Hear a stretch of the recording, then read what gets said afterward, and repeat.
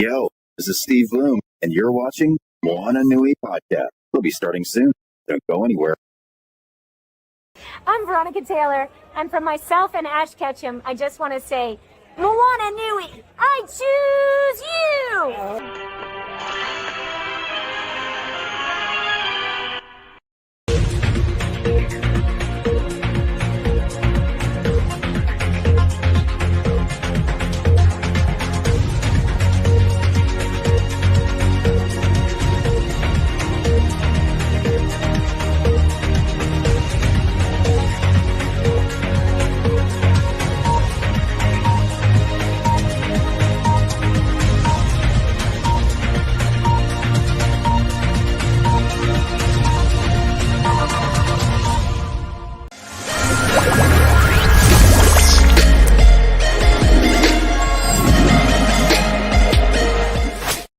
Aloha, everyone, and welcome to the Moana Nui Podcast. I'm Dana, the other half of the Moana Nui Podcast. Of course, my other half of the Moana Nui Podcast is definitely stuck in that lovely DMV traffic, but we're very excited and ready for y'all to get and be involved in this next episode. We're very excited about our Marvel versus DC. So be ready to comment on the platform you're watching right now on as we're going through it. But of course, a couple announcements. We want you to be on the lookout. Coming to Kickstarter soon. Our very own Moana has her next children's book coming out soon. It is going to be the next book of the Nokoa and Nohea children's book series. So when you go to the link, you will click to be notified when the Kickstarter kicks off.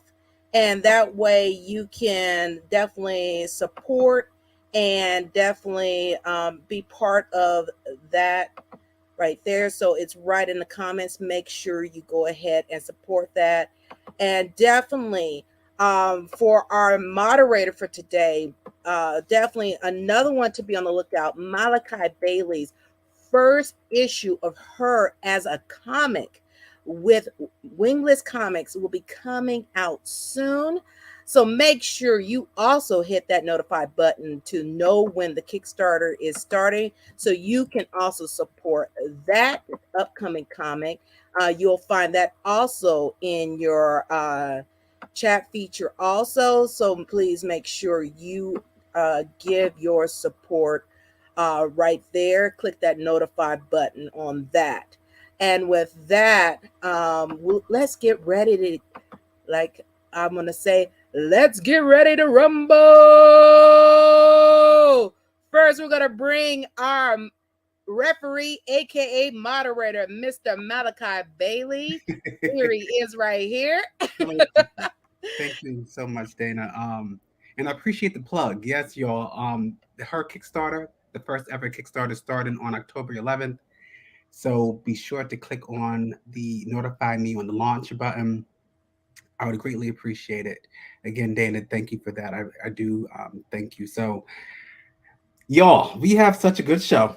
And I love the fact that the show idea came organically. We were doing the previous show and it got kind of spicy because you all know how I feel about my Marvel titles, right? Right.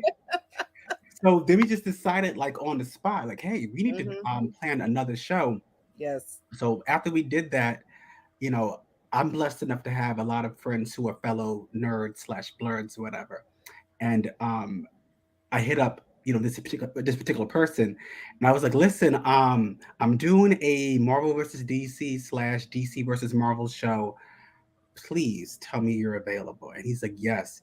And then it occurred to me, I said, wait, I have another friend who is a through and through DC stan, to the point where in the past, he and I would go back and forth, and we both got to kind of like, in our feelings regarding it, even though we don't own any IP or stock in either company, but the passion was there. And I always appreciated that. So I had them both, come on the show. So I had my questions set aside. I have the hot topics. We'll discuss everything from Ezra Miller to what's going on with the current phase with Marvel. The multiverse saga. So yeah, I am hella excited. All right. Well, let's bring out our panelists, and then I'm going to let Malachi take over.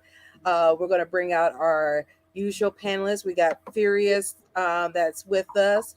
We have Theresa, Simone, and then, of course, our two guest panelists today are DC fans. We have Greg Porter and Kyle Hillmonger right here. So now I'm going to hand it over to Malachi for this round one. Here we go. Fight!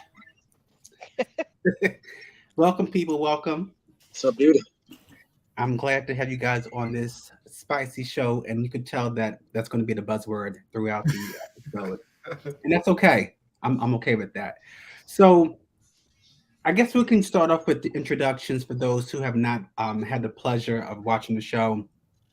And the first person I have, at least from my end, is Furious. Furious, tell us about yourself, sir. My name is Furious. I am a lifelong Black nerd. I'm also an engineer and just a fan of all things math, science, comic books, video games, anime. If it's something that I can dive in to escape from reality, I'm probably a fan of it. I can definitely attest to that. And so the next person I have on my screen is good old Theresa. How you doing, girl? That's me. I'm good. And if I am to follow suit in telling you about me, I would say pretty much the same thing. Like Furious said, if it's something that you can get lost in, I'm down. Honestly, the superhero kind of thing is a bit more recent for me. When I think I'm older than everybody here, but when I was younger, there wasn't really a name for it. We weren't Blerds, we weren't whatever. But now that it's becoming, I don't want to say more wide mainstream, but I guess it is. I'm kind of learning about it too. I'm kind of learning what to call myself and what this thing is. But I do love the superheroes. I'm more of a recent person getting into it, so I'm more into the movies. So I'm gonna let y'all argue about the comics, but I'm gonna sit up here and be quiet until we get to the movies and TV. No problem. I appreciate it. So the next person I have on my screen is Kyle Hillmonger. Yeah. All right. So I am Kyle. For the day, I sell propane and propane accessories. I work at your local Sherwin-Williams. But through and through, I am a comic book head, hip hop lover. Love Marvel and DC both, but I am a DC fan through and through. So, grew up DC, and yeah, that's me, man. That's me. Cool. Thank you, sir. And Greg. Yeah, we're just like goat-tending it up. We're like the goat tanks right now. I'm Greg, y'all. I'm a writer at Rising Eagle Comics. I actually just dropped the comic, Showtime. Follow us. Congratulations. Thank you so much. I think everyone kind of covered just being a lifelong nerd or whatever. I have a 6-year-old daughter. Her name is Mariana Electra. So I do there's some Marvel there for me. I got away with that name. Now I've been writing comics for a couple years. I'll actually be at the Baltimore Comic Con, so hopefully I get to see some of you guys. Nice. Whoa, my phone down. Oh my God. As he's dealing with that, please, Simone, how you doing? How you guys doing? Doing good. Theresa, I think I might be older than you because I'm older than the Super Bowl. I love saying that. I think I am too, but I'm not gonna fight you for that title. Oh yeah, that's my title. Yeah, I grew up with DC.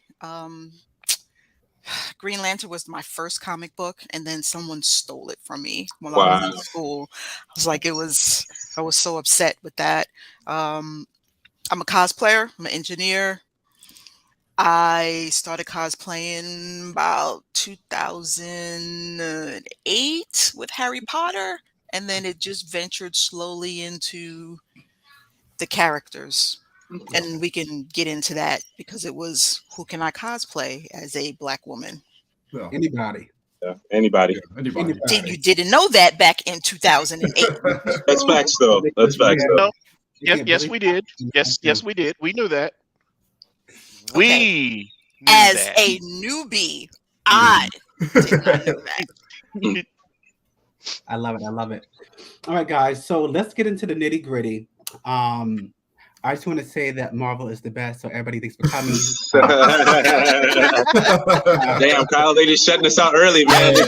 Man, right? The hate. Man, just shutting us out real early. Let me stop being so biased. But okay, so my first question, and I want to mix it up a little, in order.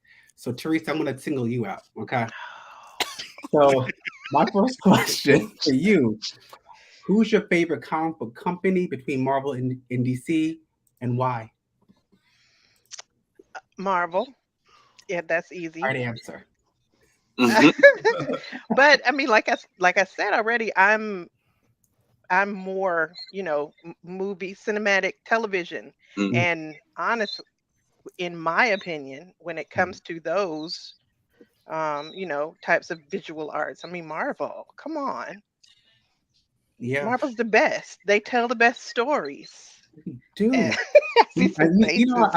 I couldn't agree more with you, but I got to say something. Now, before we had Disney Plus, before we had Agents of S.H.I.E.L.D., we had the Arrowverse on right, CW. which now, I do like.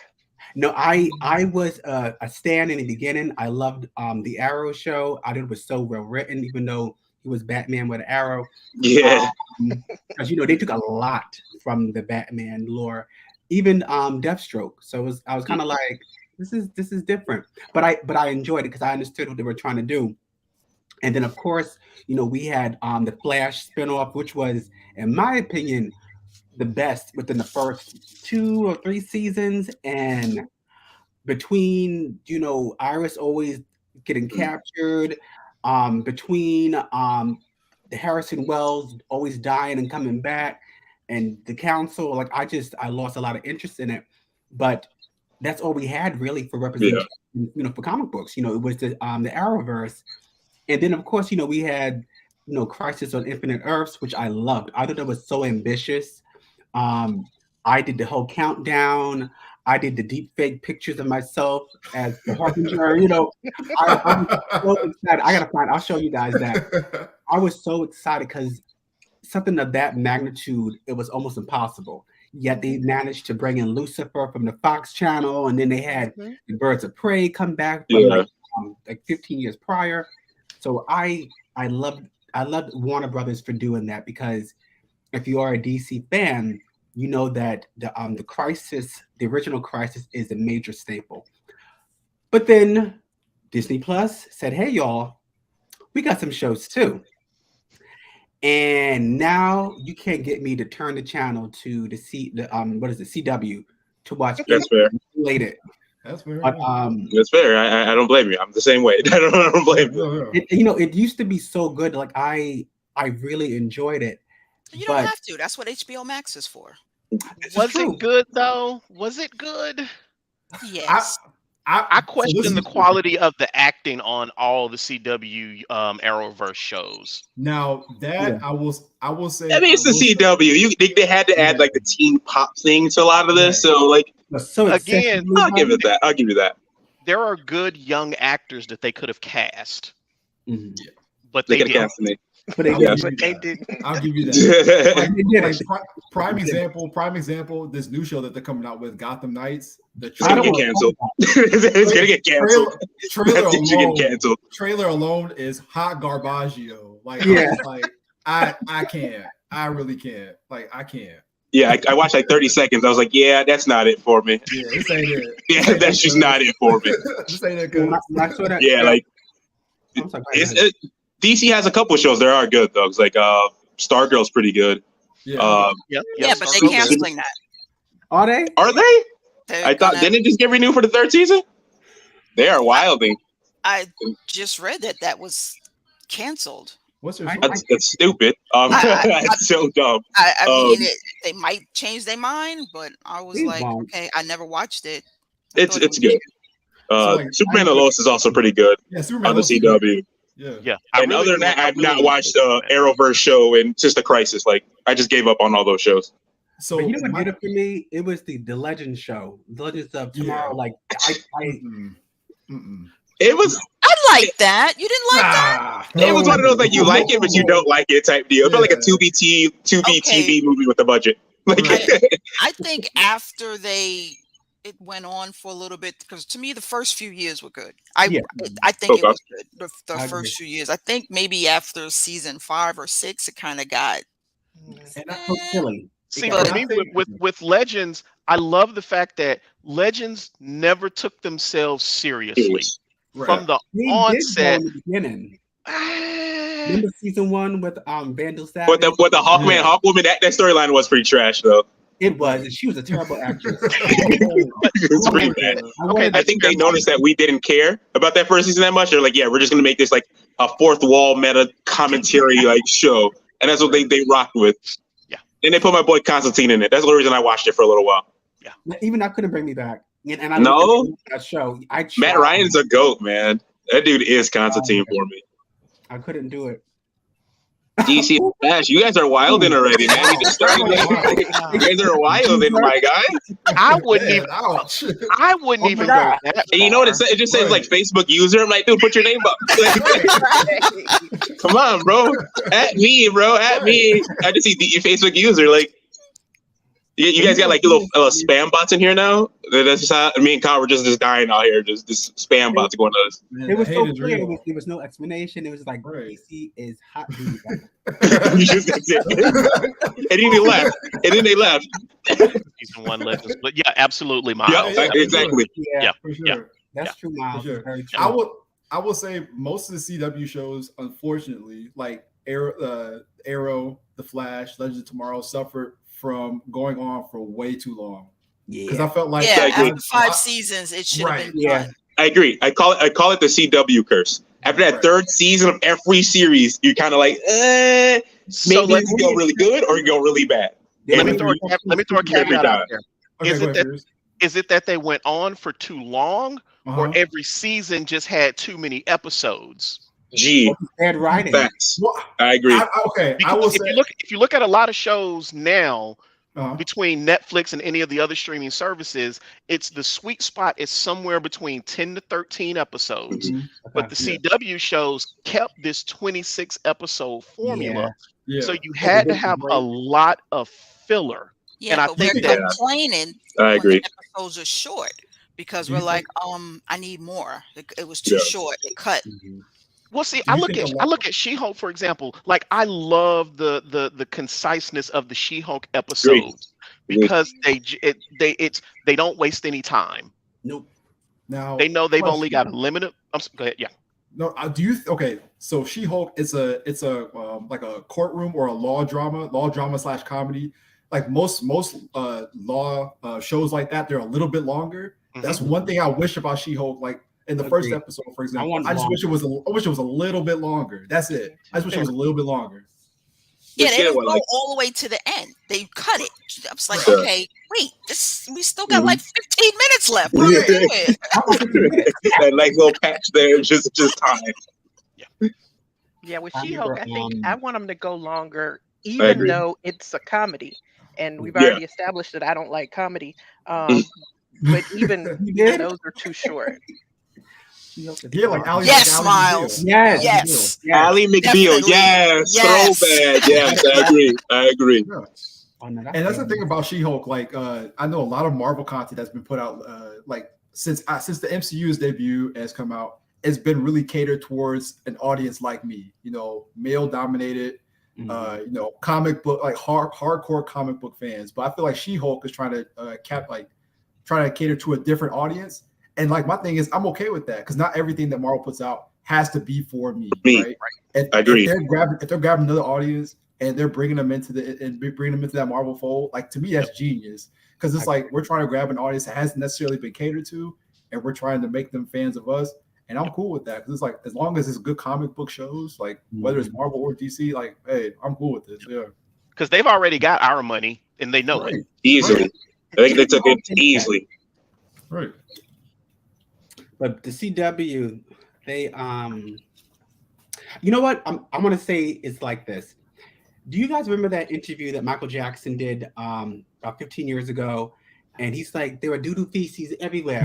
I use that reaction to the Gotham Knights trailer. It was everywhere. And it sounds so bad. So, first of all, I don't get what everyone's fascination is with Batman dying. Like, and he's smoking that man out. It's like he dies and he comes back, and it's. Well, that's what my thing is. Like, Titans doing it, Gotham's doing it, Gotham Knights. This is the man of ultimate contingency plans. Like, this man has a contingency plan for everything. So it's like the fact that we have a crappy ass TV show is coming out with the death of Batman. I was like, you want me to care about these other people? Exactly. And it's like I don't. I really don't. Like, it's that's one thing to me that the Arrowverse did right is there was no Batman. Facts. Right. Yeah. And as much now, and don't get me wrong, it's like I know I'm an admitted Marvel fanboy, but one thing that I've never cared for about DC is their fascination with Batman, Superman, Wonder Woman. There is a plethora of other characters that they can tie into. Again, Black Lightning, Flash, Arrow. And granted, I didn't particularly care for Arrow. They said Bruce Lee should on Anime Awards. Funny. Yeah. Yeah. I wasn't too thrilled with Black Lightning, to be honest. After the first season, the first season, they got real murky. Yeah. I mean, I enjoyed it. I was like, oh, I can cosplay Thunder. And then it was I don't care. I feel like, so the first season of Black Lightning, I feel like it was really authentic. And after that, you could kind of tell, like, you got like Pilgrim writing in the middle of it. And you're like, yeah, this doesn't feel as genuine as that very first season. And like they tried to overly cater, and like Tobias doing, they're just being too much. I'm just like, yeah, that's not really how we act, bro. That's not it. So I dropped that too. So question, as far as like DC's fascination with establishing a Batman, a Superman, and Wonder Woman, do you feel, because like my whole thing has always been, yes, they hark on those three, the Trinity, a lot, right? They hark on them a ton. But do you think those characters have to be established to be a more or less like an inspiration to younger heroes that come up, like a Blue Beetle, like other things like that? Do you guys feel that way or no? Nah, those are the only ones that the kids know right now. Right. When they go out to the comic book store or even to buy costumes, that's basically all you're seeing. Batman, Superman, Wonder Woman. Now you're starting to see others, and they're starting to understand others. My grandkids didn't understand until I started cosplaying all of these characters, and they like, oh, what character is that? And then when they see it on the television, they're like, that's Grandma. Yeah, that's me. That's dope. Okay. That's dope.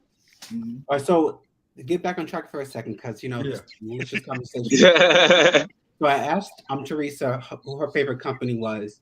So I'm going to ask Greg. Please and thank you. Same question? Same question, yes. Well, obviously DC, but my reasoning for so I'll tell you why I really switched over. Marvel went through like this weird phase where they had like an event every day of their life. It's still going on. From 2011 to like let's say like 2016. When did Secret Empire happen? Like 2017, roughly 2018, somewhere around that time. Yeah. It was just like event after event after event after event where nothing mattered. And I was just like, yeah, I'm reading this, but like I don't have to read the last thing because you're not making it important. So DC, on the other hand, when they made their events, we had like 8 crises, but like everyone mattered. And when they did set it up, like the last 2, like, you're like, okay, Death Metal? What was it? Dark Knights to Death Metal. Like it was a real, like, we're gonna clean up. Whereas Marvel, I feel like they cleaned up a lot of their work, but then at the same time, they let a lot of just the stuff just happen. So I just enjoy DC a lot more for their cleanup of their work.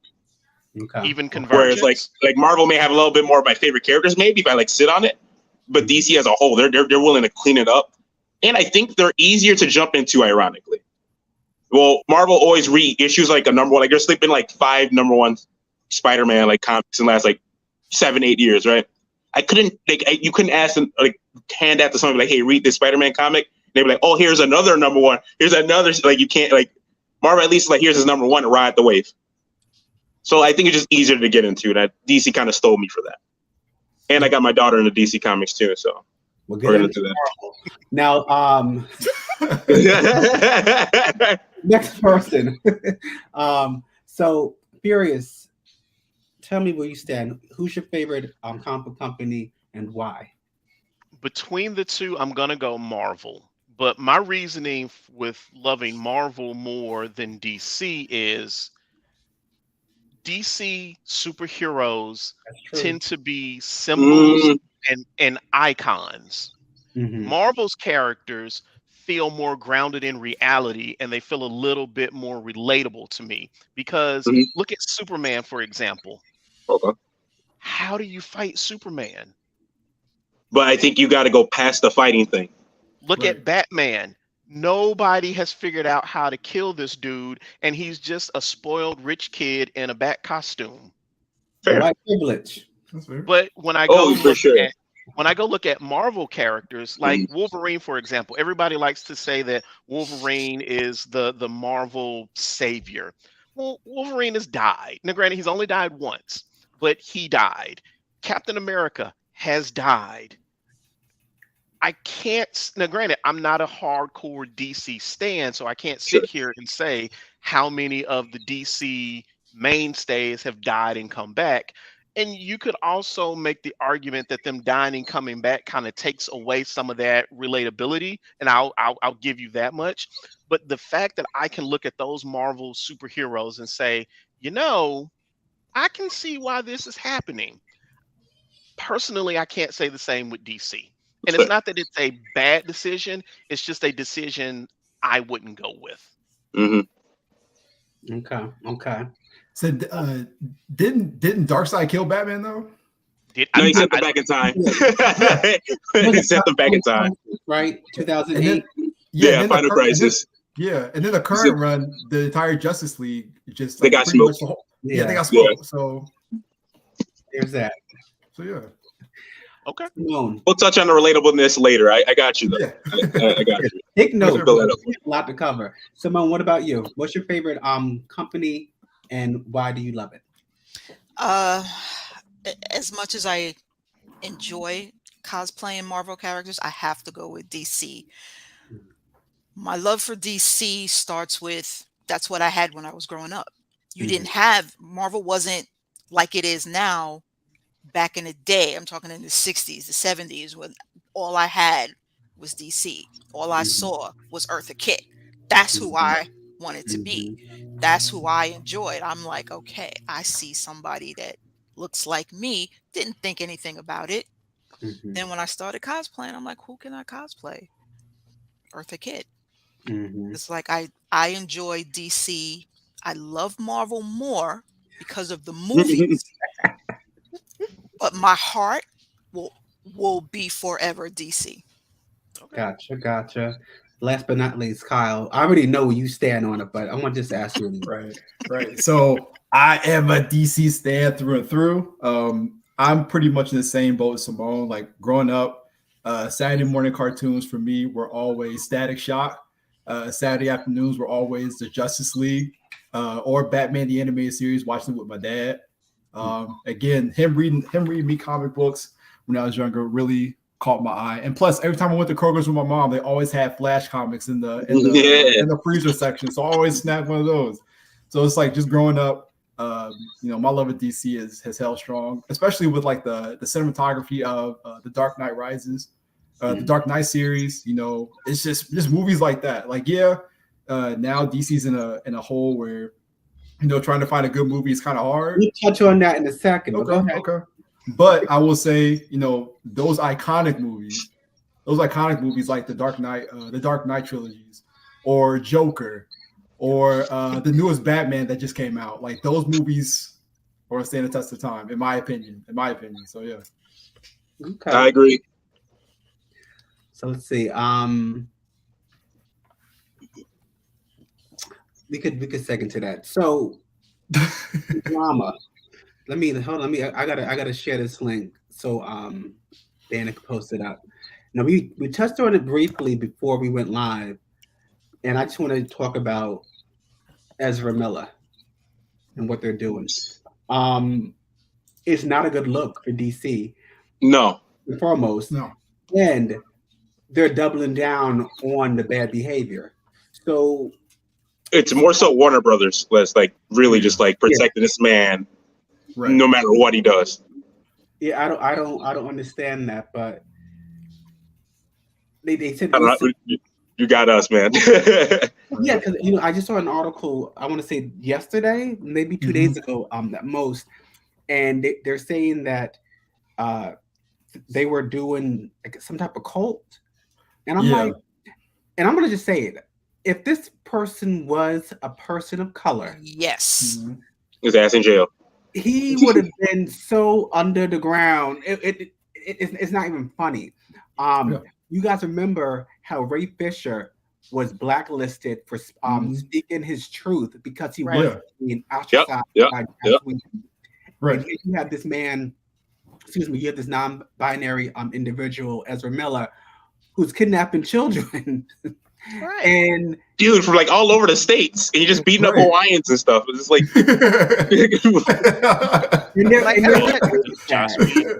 like I said on Facebook, he's collecting people like Funko Pops. When you said it's like a whole question. No, I don't understand that, and because I guess we would also talk about how Batgirl, because Kyle, I know you want to have something to say about it. Now, granted, we don't know what they would have released, but for you guys to chop this movie down after it was completed and say it was horrible, you didn't know it was horrible going along. Like you waited till it got to the very end, right? So this is what I'll say. So when David Zaslav got in, he pretty much inherited the previous regime's nonsense. So that means that trash Wonder Twins movie that they were about to make, that David Zaslav, they were about to make a Wonder Twins movie. Yep. That was too. I'm glad it was. Myself, I would have been okay with seeing the turn into a pail. I did not want to see a movie about that. He got rid of that trash Wonder Twins movie they were about to make. So pretty much all that stuff, he inherited a bunch of stuff that DC was like just greenlight everything. Everything goes. So my thing has always been, I would rather, like, granted, with the Ezra Miller situation, I definitely think they could have handled that a lot better. But I would want somebody to make the tough decisions now, then release something like Batgirl and have that further destroy or further tarnish the brand of being a bad movie. Because it's like, from all things considered, from what we were hearing in the trades, from people that actually worked or people actually saw a cut of the movie, it wasn't very good. It wasn't very good. That meme you showed me a couple weeks ago. No, not that. we already established that was a joke. But hasn't DC released a lot of movies that weren't very good? That's what I'm saying. Like, it wouldn't have hurt at this point. But this is what I'm saying. David Zaslav he's of the mindset. Look, DC has released trash before. I don't have to release trash if I don't need to. So it's like, if I can get rid of, if I can scrap it now, why? Like, I'll scrap it now. I'll do whatever I got to do to help the brand move, to help the brand further on. So yeah. Well, Kyle, but scrapping Batgirl, I don't know. I feel like and trying to release Ezra Miller's Flash, that's not a good look. That's it. That's exactly what I was about to say. That's it. Exactly it. No. I'll say this: with Ezra Miller, with the Flash movie, that's a lot harder. The reason why I say that, so Batgirl took $90 million to make, right? So a $90 million budget. The Flash movie is more than double that budget. So it's $200,000 movie plus not only, but I'm saying not only that, that's a big hit. That's a huge hit. We'll be okay. Michael Keaton would have made that money up with the Batgirl movie. So you're going to release this movie with this very, very problematic individual. You're going to kill whatever goodwill you were starting to develop with your company just because this movie cost a lot of money. Like I said, it's a very complicated subject. I'm not a fan of them doing it, but I understand why they're doing it. They need to take an L on that. Yep, I agree. Yeah. Take that bad L. Take the trailer off YouTube too. Just delete all of that. Let's get the hell away from that. Right. Because If Ezra makes the final cut, WB doesn't get my monies. I'm with you. Nah, I can't mess with it either. Because that's been my whole thing about the Batgirl situation. Like, yeah, them get rid of that movie. But the reason that they took down the the digital copy of it, because they didn't want another Snyderverse. They didn't want another Snyderverse. Like, they didn't want that to release the Batgirl movie, all that jazz to happen. Like, directors to pretty much make a career off of it. So they got rid of everything. But I totally agree with you. Like, the Flash movie, I don't think should happen, but I understand why they're doing what they're doing. So I guess my next question then, if we're going up a little off, but it's fine. It's just a nice organic conversation. So we're all familiar with how Marvel is always ahead of the game when it comes to their releases. This is a release in the next 3 years. We're calling this current saga, the multiverse saga. The last movie in December of 2025 is going to be Avengers Kang Dynasty. Ah! So he was Kang's. But that's and now, correct me if I'm wrong. DC, they were working on a 10-year plan, but now that's scrapped. DC stands, please enlighten me. Hey, no, they about to hire me, man. I'm about to redo all of this. I'm about to redo all of this, man. I'm gonna shut down the Arrowverse. I got all of y'all, man. I'm gonna put them back on track. Because right now, their most consistent movies, Black Adam, which admittedly I'm not really looking forward to. I feel like The Rock's gonna be the worst character in his own movie, and that's just my thought. I don't know if you guys seen the trailer, but like it's just The Rock being The Rock, and it's just not selling me. Because I love Black Adam. I always loved Teth Adam from the JSA when he took over Kondak. He killed the dictator. I'm going back to like 1999. Yep. I want to see him. And plus, but we're not getting that with The Rock. We getting The Rock. We getting Dwayne. And that's such a hard sell because like the movie looks good, but I was watching the trailer the other day and I was like, I don't know if this is one. I don't know if I can watch this in theaters. I think I might just like wait till HBO Max. I may irritated me, and this is me being very picky. Yeah. Curious who will probably agree with me because we're very yeah, but that's dumb. Miles, that's dumb. I know they trying to because they want to build around Black Adam. That's dumb.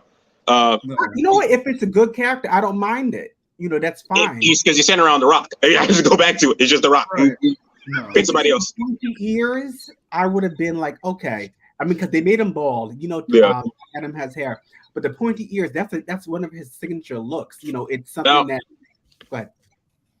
I just wanted him to have an Egyptian accent because, like, where's that accent? Like, he's just The Rock. Like, So when you say Egyptian accent, well, he's African descent essentially, right? There's supposed to be some type of like dialect change. It's just The Rock talking.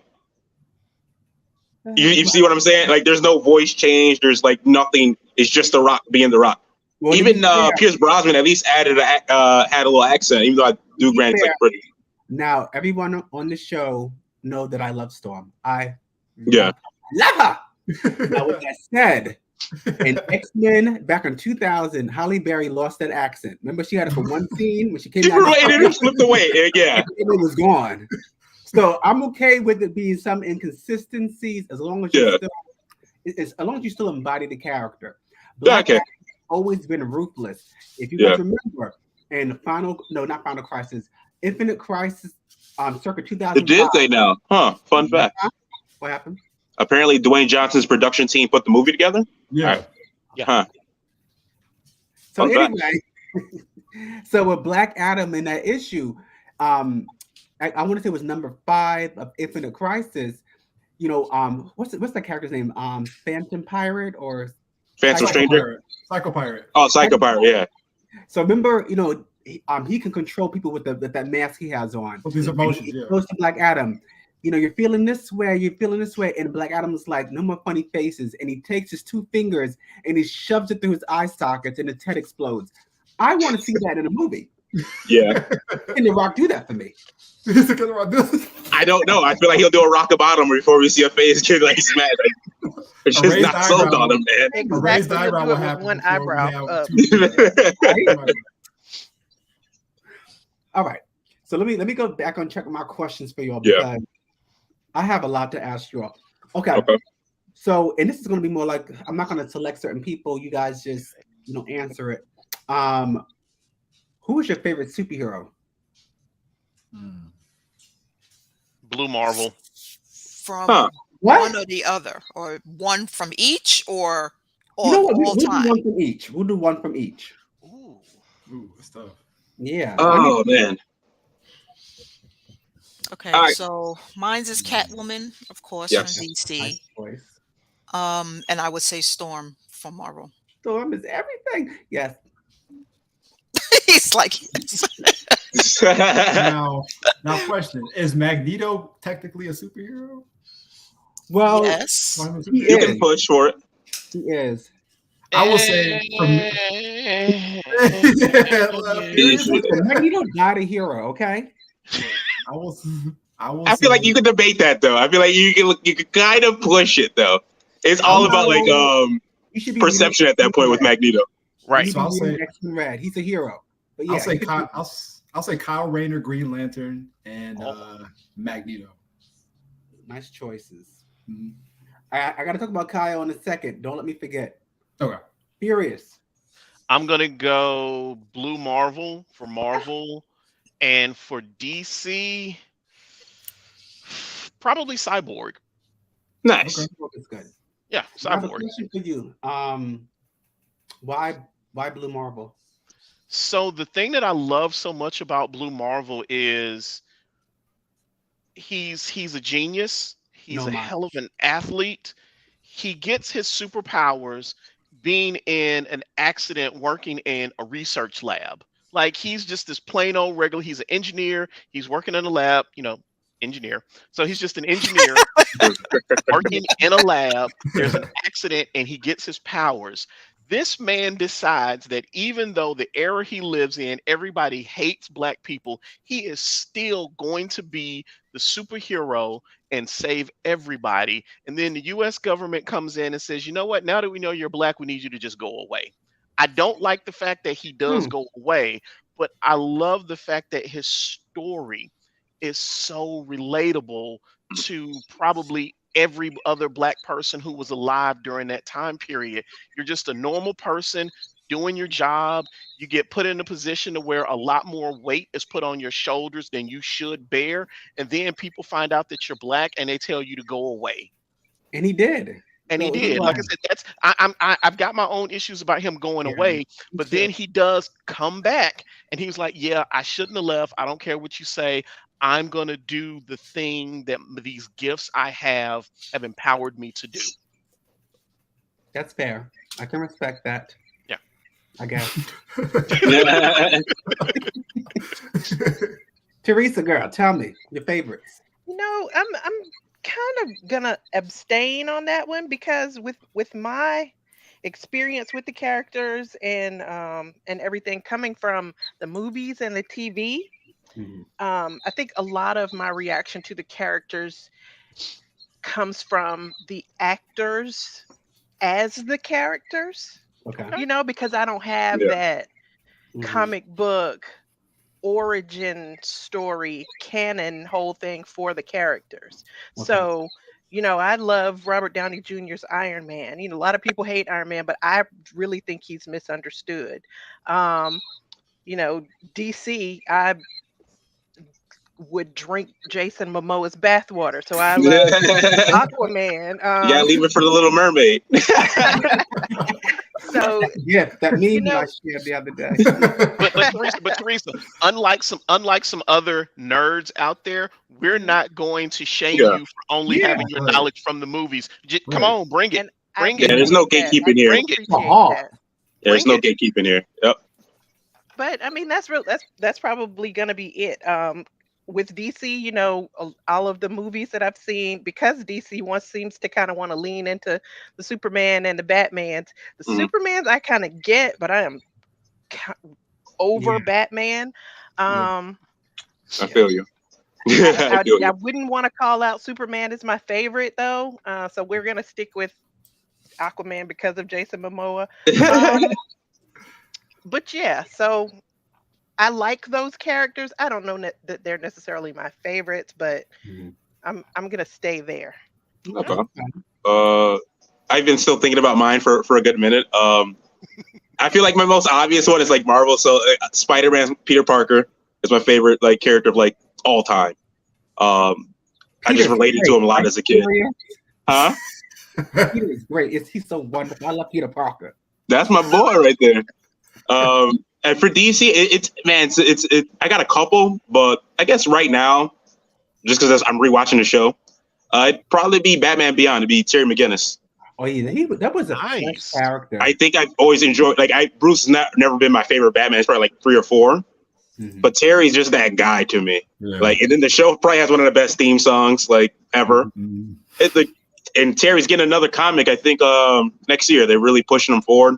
I'd honestly rather see a movie about him than Bruce at this point. I'm kind of in the same boat. Like, if you guys remember when they tied Batman Beyond with Justice League Unlimited, when Amanda Waller met him, that was one of the best episodes I think in the entire series. The epilogue episode too. It was good. I like when Amanda was like, we needed to keep Batman going older. And he was leaving his DNA all over the place. And she's like, that's not remotely what I meant. In my head when I was younger, and I was like, oh, he means blood. But yeah, Terry McGinnis, I remember when that show came out in 1999. I was probably like 15, 16. And it was a nighttime premiere. And my brother and I, we watched it. He said, this is really fucking good. So we watched it until, they wrapped it up and everything. But here we are, I want to say, 23 years later, and it still deserves a movie. Yeah, I think so. That show's amazing. Like, front to back, amazing, too. It was cool, like, different characters. Like, I loved seeing, like, the Batman Beyond version of the Justice League. Yeah. I love futuristic stories like that. But it definitely was, like, a gem. It was something that was special. It was truly outrageous. It was truly outrageous. Yes. Got a misfit, so songs are better. So I'm gonna switch gears for a second because Furious has my attention. Why don't you like Peter Parker? I don't think he's a very good Spider-Man. Why is that? Please share. So, did you read Superior Spider-Man? Of course. That was an amazing run, by the way. But go ahead. To me, Superior Spider-Man proves why Parker is not a very good Spider-Man. Absolutely. The biggest, to me, a couple of the things. When Doc Ock took over, he finished Parker's PhD. He has Parker in a stable relationship.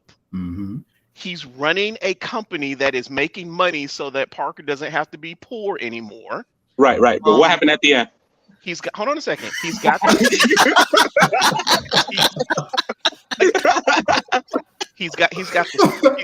Again, they had to go back to Parker. Yeah, no, for sure. They had to go back. And then the other thing I love is he's got all these spider bots swarming the city. If there's an old lady getting mugged, that doesn't require Spider-Man. You call the cops. If you've got the Rhino rampaging through downtown, that requires Spider-Man.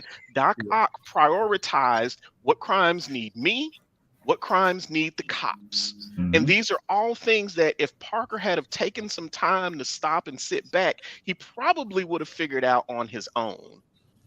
How you hating on Peter? I don't know. I feel like Peter when he got one more day, they flipped that man personality up a bit. So, but I'll say Peter just a relatable dude. I think that's kind of why everyone just appeals to him. Doesn't like you got 3 Spider-Man movies, and I can name people who like each version. Miles is one of my favorites, but I think I talked about this on the last podcast I was on. He hasn't been written by someone black yet, and that holds him back. That holds him back a lot. Like his latest run's amazing. Like it's a really good run. But as an Afro-Latino, just reading some of the Spanish there and some like the slang, you're kind of like, yeah, that's not it. Yeah. But that one I'm waiting for the live adaptation of. Yes. And I'm hoping it's not going to be bad. Yeah. No, I think they'll get that right. I think they'll hit. I think that'll hit. The only thing that's gonna like kind of suck is because you see a lot of Miles Morales in the Tom Holland Spider-Man. Right. Yeah. Like they took all of Miles' best traits and just put them on Tom Holland. Like they really did. So like that's my fear of seeing Miles in the future too, though. Even his best friend. Yes. Yeah. Right. I didn't know that until a couple months ago. I'm like, he looks just like Genki, just like him. Yeah. And then when he said this is Ned, I'm like, Ned. I said, I know that name, but since he looked nothing like Hobgoblin, yeah. I was like, it's unfair, you know, and it's borderline cruel because you're pillaging from this character. So by the time he comes, you know, on the big screen, he's not gonna have anything. Yeah, that's my fear, right there. I feel like we're just taking all his best traits and we just gave him to Tom Holland. But if they go through Marvel and they make the movie in conjunction with Marvel, I think they'll get it right. Because we've seen what happens when Sony makes Spider-Man movies on their own. Yeah, it ain't good. The one exception is Into the Spider-Verse. Yeah, that was something special. To me, that's the best Spider-Man movie Sony has ever made. I think that's the best Spider-Man movie, period. But that's just me. I can agree with that. Yeah, absolutely. I think that hits all buttons of Spider-Man, like generationally. I think Spider-Man to Spider-Verse did. That's why I'm excited for the next two that come out. Kyle, Greg, I got a question for you. Sure. Regarding DC. Yes. Which character do you think that they should be given more love to? Like, not Batman. I like Vixen. No, I'm talking about the ones that they don't even give. People don't even really know about them. Oh, okay. Like let me Vixen. sit on that. Yes, she had a show for a little bit. Not like it was like a web cartoon, like on CWC. Yeah, right. Like I watched it. It was pretty dope. I would like to see a lot of the Justice League Dark come out. Like I know we just got a Swamp Thing show, but more Swamp Thing, Dead Man. I want to see. Honestly, give me some more Cyborg. Like he hasn't even had a good comic run since like 2016 or whatever Rebirth happened. Right. Give me Animal Man. Give me like the Grant Morrison for the meta series. Give me that type of like. Well, no, there's question. Yeah. I've never heard of Animal Man. What's his shtick? So, I'll probably try to drop the link or just add me on Facebook so I can like drop a link to you. But Animal Man was made. So Grant Morrison is not a Grant Morrison creation, but he pretty much like made Animal Man is this dude who's connected to the red. So I'm pretty sure you heard of the green, you know, the poison ivy stuff. They're connected to plant life. The red is the animal life. Grant Morrison basically takes a C-list dude who's like talks to animals and then made it really meta, like to where he understands he's in a comic book. Ooh. Yeah, and then he eventually meets Grant. He eventually meets him at the end of the series. Like it's insane. And Animal Man's like, "Why the hell are you putting me through this?" He was like, "Well, we like to see this shit." And this is a 86, like, you know, I think it was made like 84, 86. Had like 20, 30 issues. I would like to see that type of like fourth wall. Like the Deadpool fourth wall is funny, but I want to see like break down like, oh hey, the character literally challenged Arthur, like, why are you putting me through this, man? I just lost my wife and kids. This is fun for you. Like I want to see that type of thing. So give me some like Animal Man. Okay. Animal Man, Plastic Man, really good. Me personally, Plastic Man for sure. I would love to see the Spectre. Yes. So I was gonna say DC had an animated short like maybe like 5 or 6 years ago. Where they had Jim Corrigan as detective, pretty much just observing different crimes and him solving these crimes and murders. It was so good. It was so dark, so heavy for an animated show. But I was like, something like that would be amazing. Like I thought the writing on it was excellent. I thought the animation was excellent. I just think a character like that should get more shine, should get more love. So yeah, I think the Spectre would be awesome. Yeah. If they go dark and do it right, it's good. I like when they go dark. You got to find like that difference with like dark and edgy and like dark and good. Like, and I feel like that's just DC's like movie problem at least. Like they don't know that line yet of where to go, because like Man of Steel is good and bad at the very same time. It's one of those movies. So this is why I think like we kind of ventured into it a little bit as far as like where they should start if they're going to make another universe, like a 10-year plan, like where should they start, right?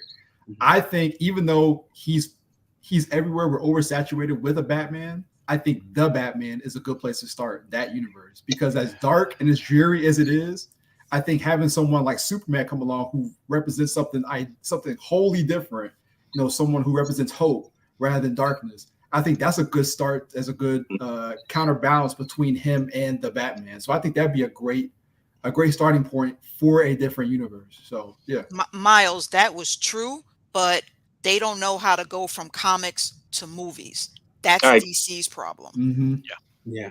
And I think the cartoon. I meant to say cartoon. I think the problem with that is, so if you look at Marvel, Kevin Feige, he's always he was in the Marvel universe. He was always is pretty much involved in the MCU when they had the Daredevil movies, things like that. He is a student of Richard Donner, so he knows cinema. He also knows comic books. So that is a beautiful mixture of someone who knows the source material and someone who knows cinema. With DC, you don't necessarily have that because Zack Snyder is a good cinemaphile, but he doesn't know the source material like that.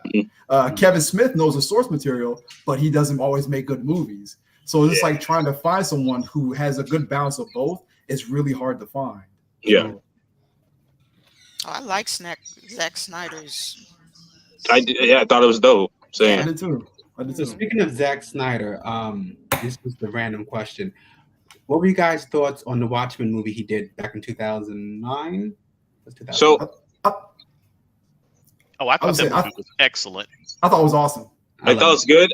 Outside of that weird sex scene that lasted way too long, like it was like 3-4 minutes, and I just thought it was so awkward. Like I'm watching it with like my parents, and I'm just like, this is just awkward, like 4 minutes, and I'm just moaning and stuff. Like, yeah, no. Besides that, I thought it was pretty dope. I thought the movie had changed it.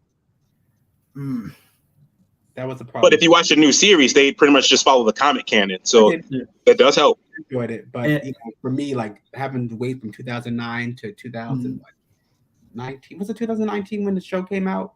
Yeah, everything's a blur. Pandemic, it sound like it. But it was well done. You know, I thought that he had a nice grip on the characters. It was almost like for panel shot for panel. Yeah. You know, I guess my only gripe with it really was the acting from Silk Spectre. Yeah. I mean, she looked good in those heels, but can you act? Yeah. I agree. So we have a few minutes left. So I'm going to ask another question for you guys, but let me read this first. There's no excuse for any of the studios hiring noobs to adapt these to screen. Can I hate to go back, but I didn't jump in fast enough. Kyle, I heard you mention the Batman a couple of times, and I just would like to know from people who actually like DC movies what you thought of the Batman. Pattinson is, So I think that movie it got a couple things right in my opinion. So first and foremost, the reason why I like Batman because it's like pretty much that Batman, him with that mask on, he is more himself with the Batman mask on, being that tortured soul, being off to the side, being brooding, stuff like that. And I think Pattinson got that down pat to a key, right? I think him establishing that Bruce Wayne character, maybe in the sequel, I think is going to be more convincing because it's like him acting that way is more or less like a mask, which we see he's that in the comic, right? Yep. Also, this Batman is more of a detective than we've ever gotten, in my opinion. Yeah, that's facts. That's actual facts. I think this is probably the smartest Batman that we've ever gotten. Doesn't use a lot of tech, doesn't use a lot of gadgets, uses his wit, uses his smarts, and I love that. I love the fact that we finally get a detective. And then the third thing, a hero is always good, but villains are what make a story, and that's Marvel's problem because they have a villain problem. DC with the Riddler and the Penguin. Riddler was crap. Man, what? He overacted. Sorry. That man was in his bag, man. Yeah. That man was in his bag. Paul Dano acted his butt off, and Colin Farrell. Well, he was great. There's a reason why he's getting his own series, and that's why I love that movie because it's like as great as Robert Pattinson was as the Batman, his rogues gallery was just as good. Until Penguin blew out his work up in his face. I'm sorry, Kyle. I couldn't watch that. Yeah. It's a long movie though. It is like 3 hours. I just can't get past. I just don't see him as Batman. I tried. Robert Pattinson did a really good job. I thought he did a really good job. I was sold on his role. Now, see, I'm with Simone, so that's why I wanted to know first off if anybody liked it, but people, you know the story and everything, so that's why I wanted to know your take on it. When they announced Pattinson as Batman, I was like, why? Yeah, I said that too. I agree. I think everyone in the world said that. Everyone in the world had the same thought. Like, and actually, I'm proud of myself for making it all the way through the movie because I hated it that bad. But Simone, I like what you said. People were upset about Michael Keaton being cast. I heard about that. Yeah, and then what he turned out to me, he was the best Batman to me. Batman I and agree. Bruce Wayne. With the Jordans on, with the custom Jordans on. You can't have both because some of them was a good Bruce Wayne, and then some of them was a good Batman. He was both. So question: do you think? Okay, so with Robert Pattinson, his personality as Bruce Wayne, as he was in the movie Brooding, do you think it's because he has to learn how to put on a mask of being a socialite, of being a personality out in Gotham, which leads more to the story? Because at the end of this movie, they're going to need somebody in the social view to be a beacon of hope. That's where Bruce Wayne comes in. So him establishing that character lends more to the story. So I think just for his first movie, his character and the way he acted in this movie, being a tortured soul, being more into his personality as the Batman than Bruce Wayne, not caring what the public thought about him. Well, he was a tortured soul as Edward Cullen. So I mean, I think that's what but I'm gonna agree with teenage vampire to me. So I agree. Kevin Conroy is Batman. Yeah, he's the GOAT. Yeah. He's definitively the best Batman for sure. Can I just say this about But I like Batfleck. I guess. I mean, I like him. I thought he was good. Affleck to me, I thought he looked the role really well. I thought he had that. Affleck to me was a good Batman, but he was an okay Bruce. Bruce Wayne. Yeah, like he just needed more script with that. Yeah. With that. Yeah. Like, what's your superpower? I'm rich. Entirely, because I don't like Ben. So this is me being petty. I know it's unthinkable, but for the Batman movie that came out last year, the thing that really irritated me, that really got under my skin, was that junky ass mansion they were living in. It's like the big ass table, and it had all those newspaper clippings on it. I was like, it's like when you go over that one. Alfred not a real butler, bro. Clearly, he wasn't. I was like you sit down on something and it starts moving. Like, no, this is. Yeah, that's me. But you know what though? That it lends credibility because the Bruce Wayne that we see probably hasn't been Batman for very long. He's been traveling the world. He's been learning all these different martial arts. Nobody's been living in the mansion, so it's going to fall into disarray. Yeah, and if you read the prequel, like there's a prequel comic tie-in to the movie. That lends. I was gonna say, so pretty much him jumping from college to college, pretty much learning from different professors, learning different chemistries and stuff like that, taking notes, the way he notates.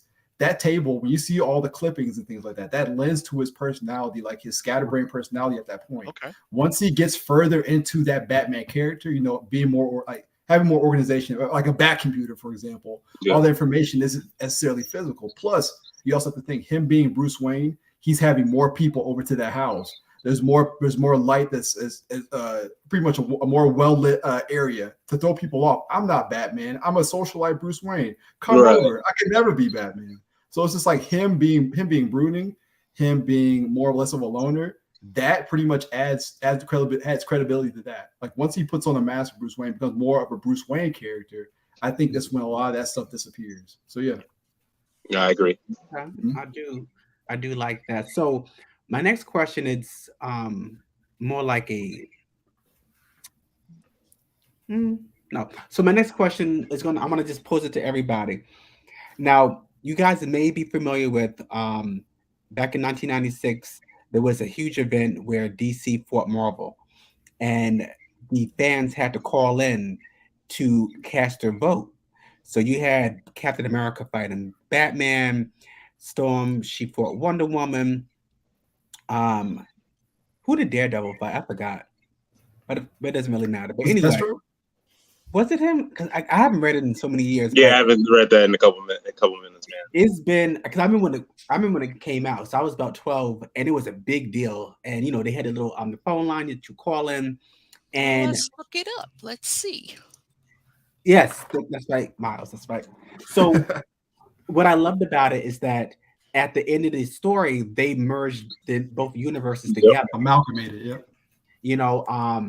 Wonder Woman and Storm were merged to one character, Amazon. Mhm. What was Batman merged with Wolverine, Dark Claw. There's Dark Claw, yeah. Dark Claw. So in the spirit, she did okay. So you guys know I love Storm. I love her. However, when Wonder Woman grabbed that ankle, it should have snapped. But Storm still beat her, and I was still happy, obviously. And then Storm got her new haircut and her limited series back in April of 1996, which I purchased, and I was okay with that. But if you're going to be realistic about it, when this Amazon grabbed that bony ankle and she held onto it, there should have been a snap effect right next to Storm's ankle. Oh, she good. She ate that. So guys, in your version of DC versus Marvel, which character would you pit against the other character from the other universe? Furious, lead us off.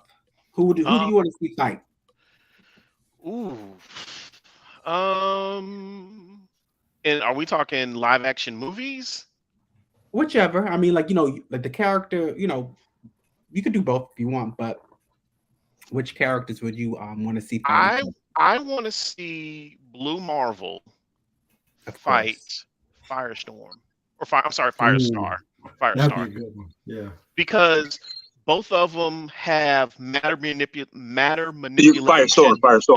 Firestorm, yeah. I'm sorry, Firestorm. Firestorm. Not Angelica Jones. Specifically Jason Roush. That's the one I want to see fight the Blue Marvel. Again, with them both having those matter manipulation powers, I just think that will be one hell of a fight to see. Who would win? Who do you think will win? I'm biased because Blue Marvel's my favorite, so I'm gonna say Blue Marvel's gonna win. But the fact that Firestorm has, I don't know, because Firestorm isn't that, or Roush he's got a chemist. Wait, is the professor a chemist? Chemistry? Yeah, professor? he's a chemist. Yeah, he's a chemist. He's got a chemist in his head, while Adam Brashear is an engineer. Engineers and scientists, I mean, we all know they think and do things very differently. So it would just be an interesting fight. Like I said, I lean towards Blue Marvel. I think Battle EXP for Blue Marvel helps him out, though. Just the combat experience, I think, kind of takes that for him. I think I'm with you on that one. Yeah, but I'm leaning towards Blue Marvel winning that fight. Okay, I like that. Theresa, I know that you're not as well versed with the characters, but based on the movies, who would you want to see fight? Based on the movies. Mm-hmm. I mean, based on the movies, so with DC, it's either Superman or Batman. And since I don't like the last Batman, we'll have to go with Superman. I don't know. Come back to me. Let me think about it. Simone, let's speak to you. Because of their powers, I would want to see Luke Cage and Black Adam. Ooh. Okay. Black Adam would win.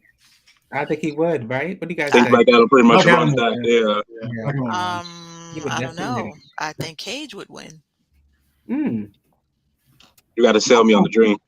I kind of want to see this illustrated now, but I mean, his skin is impenetrable. Right? He's a Black Adam, though. I mean, as a monster. That would be a good fight. That would be a good fight. I think so. No, go ahead. Yeah, go ahead. So, what about you? So, I'm of the mindset. We're gonna have a battle, I want a knockout, drag out battle. I don't want virtues or values to come into play. That's where you get two heroes involved. What about villains? So, I want to see Darkseid versus Thanos. Oh God. Yes. Why you want to see Thanos get dragged out like that, man? I know it's been. I know it was hype. It was slightly hinted to in that comic book in that series that we talked about as far as the Mountain Warriors. But I want to see a knockout, drag out fight between the two. Kyle, the guys who do Death Battle have already done that fight. I know, and it was awesome. It's awesome. I need to see that immediately.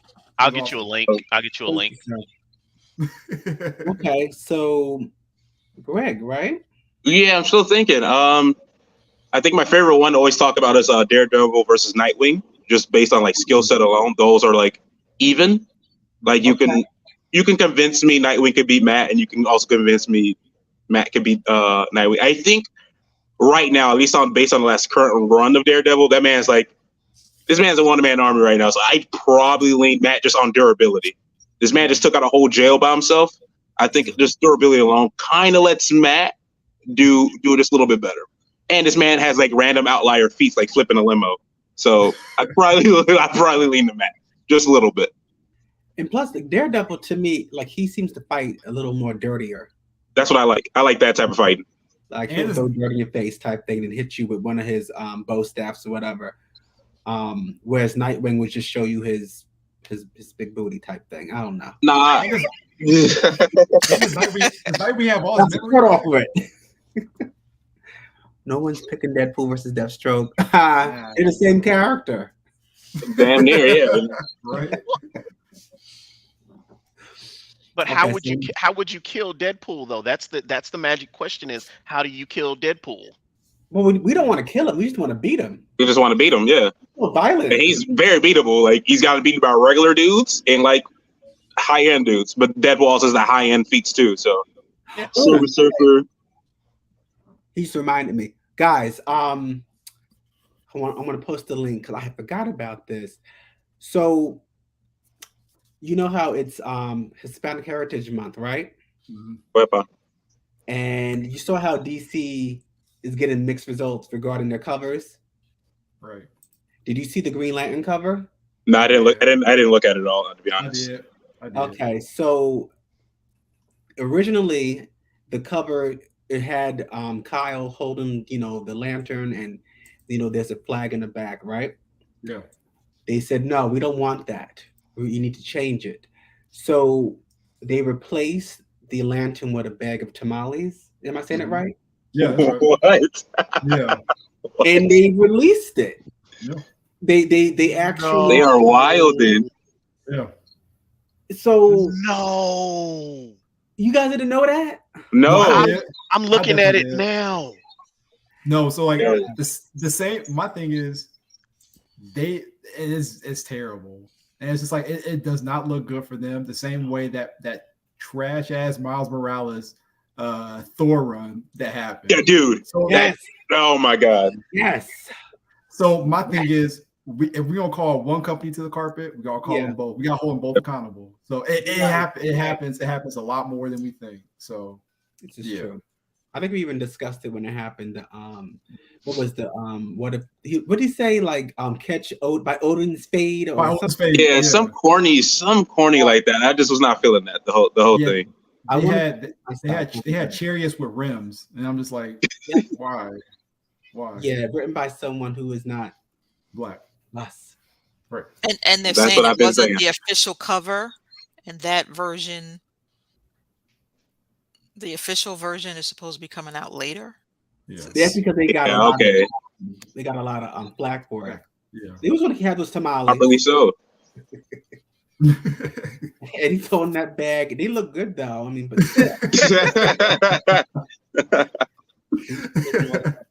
cancel the wrong movie. Push as a star. Tamales. Yeah. Don't get mad. Don't get mad, Kyle. I can't believe somebody thought this was a good idea. Yeah. Ran that and printed it up.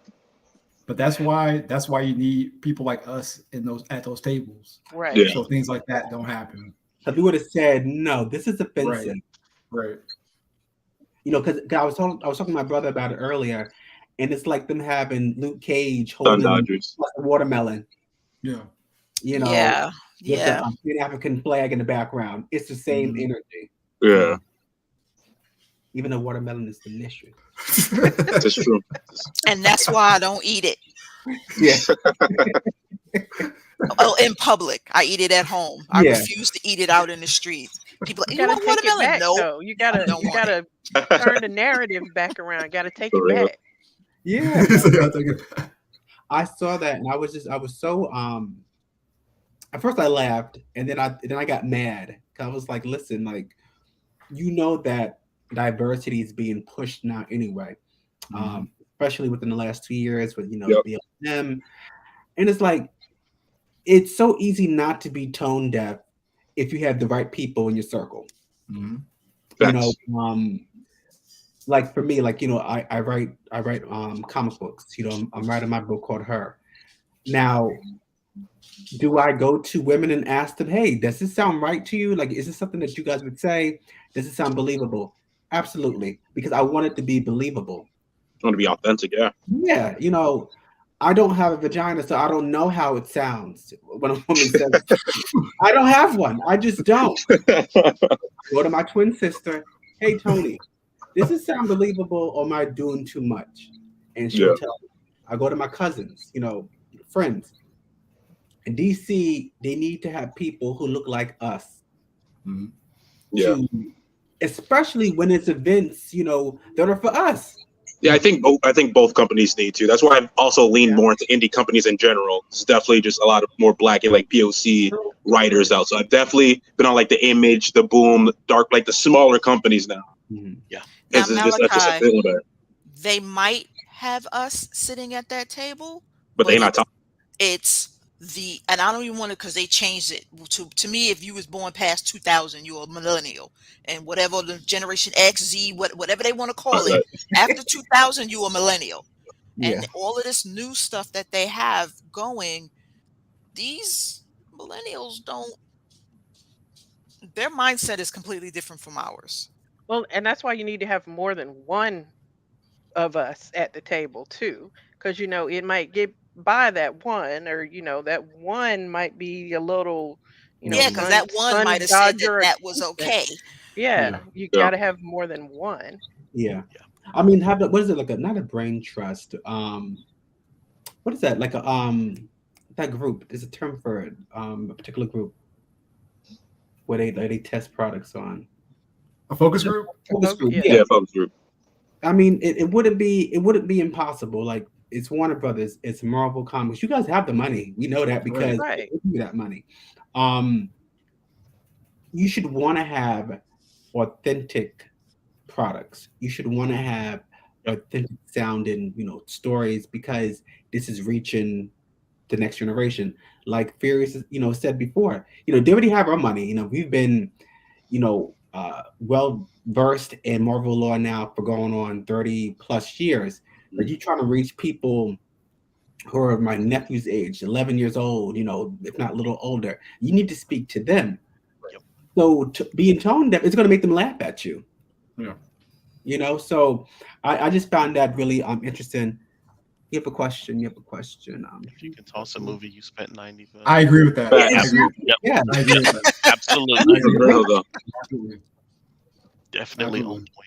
Here you go, coming with common sense. I'm gonna need you to stop, because that's free and nobody's using it. Absolutely. You don't. That's So, I agree with that. I do have another question for you guys. What would you change about the direction of Marvel and DC movies? What is something that you would want to see done differently for each company? No more Loki. Let's get away from this guy for a while. Whoa. Let's get some actual villains that stick. And we talked about it a little bit earlier, but let's get some villains that stick. Yeah. Like Kang looks like he's sticking for at least another 2-3 more years, but let's keep some villains that stick. Like, even a tertiary, secondary, let's keep those that stick. Like Titan, I hope she sticks around. Like, Funny. let's keep those type of villains around. I'm tired of Loki. Like, I watched my man die like 18 times. Let's just get some more villains in there. Yeah.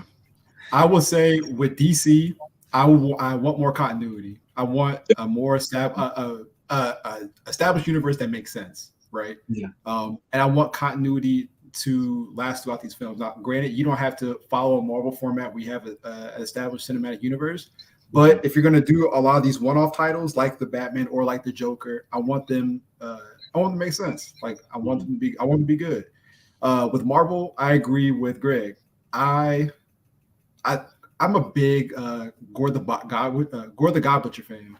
I think what they did to him, what they did to him in that movie was tragic. I mean, tell me because it's like what, in my opinion, when you have great villains, it pushes your heroes to be greater. Like Thor in that comic, the fact that he had two Mjolnirs and had the power of the Necro Force and the Thor Force, and it took all that to be Gore. Like the fact that we didn't get any of that in the film, I thought was tragic.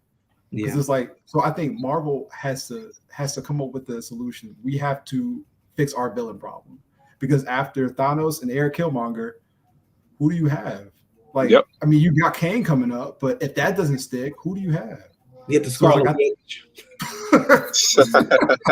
Get Wanda Maximoff.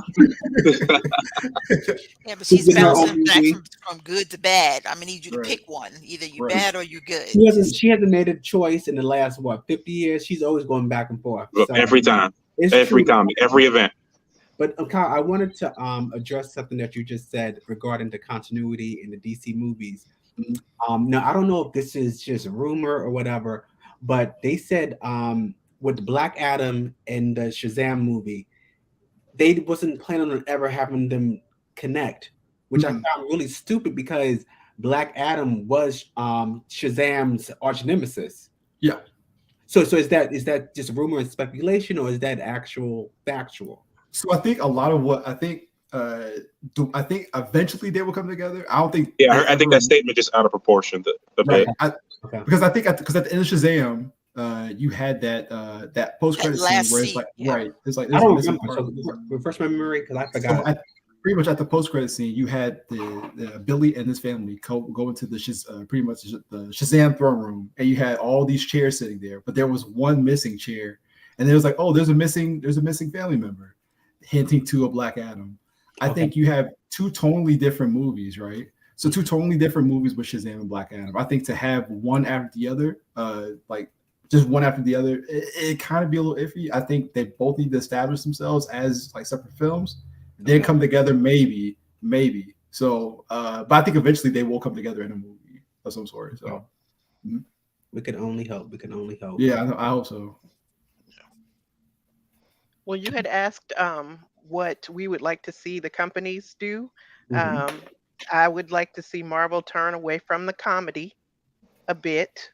I mean, or not. Now I just have to throw the whole Thor. Well, they just started in the Theresa. trash. They did, but I hate it. Started. Yeah, I wasn't feeling it.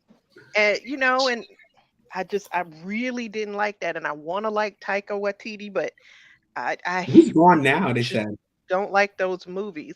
That would be my wish, is that they kind of turn away from the comedy. But the serious movies have a little comedy in them too. There's a little ha in every one. You get America's ass and in Captain America. That's fine. I don't mind laughing for a second, but the Thor just really got on my nerves. So I would like to see Marvel turn away from the comedy a little bit. I would like to see DC kind of brighten things up a little bit. DC is so dark and everybody's brooding and it's kind of depressing. So that would be my wish. All right, so question for you, Theresa. I know you've been watching She-Hulk, right? I have. So what are your thoughts on this official comedy for Marvel? You like Honestly, it It works, Theresa. It works. It works. It works. It does work. It works for her. And in 25, 28 minute increments, I can take it a little bit better than 2.5 hour increments. So yeah, it's working with She-Hulk. I actually like it. And a couple of the episodes, I was like, they ended it. I'm like, that's it. And now we don't even have post-credit scenes. So it is working. I'm sorry. There's some. The last one, it wasn't. Last couple of episodes, there weren't. It wasn't. There was one with the with Madison, right? Was that last week? Yeah, that was just last week. Was that last week? Yes, Yeah. okay. Bonus scene. There wasn't one today. No, not today. And because I made sure that I watched last week and I went through it. There wasn't. And I actually liked last week. I enjoyed Madison, and you know, this week was a little bit kind of grated on my nerves a little bit, but yeah. That's another show, right? That's another because I do have thoughts about today's episode. I'm not going to spoil it, but Theresa, I see you. Yeah. Well, I want to see DC sit down and understand what they're doing with their cartoons, because their cartoons are great. How can you turn your cartoons into I keep hearing that. movies? The cartoons are fantastic. How can you turn that? So Miles says the Madison scene was 2 weeks ago. I'm pretty sure there was no post credit scene last week or this week. So what was last week's episode? I forgot. Okay. Huh? The memory just. She was fighting her name. Titania. Titania. Okay. Whatever her name that is. was last week. Okay, that's true. Madison, I watched both episodes last week, so that's why I was thrown off. Okay, cool. Got it. What do I want to see that's done differently? So I would love to see the X-Men. You will. Yeah. After 2025. 25, right? Yeah. I can wait. I'm loving the Easter eggs that we're getting, in terms of Wolverine was actually referenced in She-Hulk a couple weeks ago. I remember in Falcon and the Winter Soldier, they went to Madripoor and we saw the Princess Bar, which is owned by Wolverine and Tiger. Yep. And even Black Widow, when we see what's his name? Is it Red Guardian? It's Red Guardian. Yep. Red Guardian, yes. And he's talking to was Ursa Major, the inmate who was in the comic book. So I like what they're doing. I like how, of course, Ms. Marvel, that little retcon. Yeah, because that's the MCU thing, because she is an Inhuman in the books, but now it's fashionable to hate on the Inhumans when before it was fashionable to hate on the mutants. Hate on mutants, right? But that's a whole other conversation, y'all. Yeah, we were talking about that not too long ago. I was there when it happened, and I didn't like it. So rest in peace, Inhumans. Because we have not seen that in like 5 years, but that's all right. But yeah, so I like where they're going with it. I'm excited about the Fantastic Four. That's going to be coming out in 2025. Something that got my attention, and I don't know if it was confirmed or not, but there was a list of actors that were allegedly signed on to the MCU, and one of them was Henry Cavill. Is that how you say his last name? Yes. Henry Cavill. Yeah. So, and then they said that he could possibly be Doctor Doom. I'm like, wait. I don't think he has that role's maybe not that one. Yeah. But I wouldn't mind. Yeah, he's not going to be a good guy. He's definitely going to be evil, but they just not sure what. See, and that intrigues me, because when you see him, you just think, oh yeah, he's always the good guy in Witcher, or of course Superman. Oh no, these other shows that he's in, he's bad. What shows? I need to know. Yes, he's on Netflix. He was God, what was it? Sherlock Holmes. Okay, Sherlock Holmes. Nola Holmes. Yes. He was bad in that. He was bad. Was he bad in that? I don't know. He was bad. Yes, he was. I guess he was so pretty. I forgot. I said, he said what? Oh, right. That's it. I gotta check it out then, because I had no idea. Yeah, I want to check it out. I was gonna say, what's it? I'm trying to think, what movie was that? It was Mission Impossible Fallout. That's what he was. That's what I was trying to figure out. Who mustache, right? Oh yeah, he was in there. Yeah, in the bathroom. Yeah. I want to fight him in the bathroom. Yes, that was another one that he was, and he played like he was good, and then turned out to be the bad guy. Okay. So was that Mission Impossible? Yeah, Oh, the latest Yeah. one. I don't like Like, Tom like Cruise. 2 So. years ago, maybe. Teresa. Teresa, you're not alone. I'm not a fan of his either. Tom Cruise is overrated. I mean, I like him and all, but he's kind of like, you're 5'6". 5'6", man. But he's good. Yeah. I like Top Gun. He could get in that. Yeah. He's annoying. Malachi, Yes, quick question. I'm listening. If Chadwick did not die, rest in peace, Chadwick. Mhm. If he did not pass away, I know that they was working on bringing Storm into Black Panther.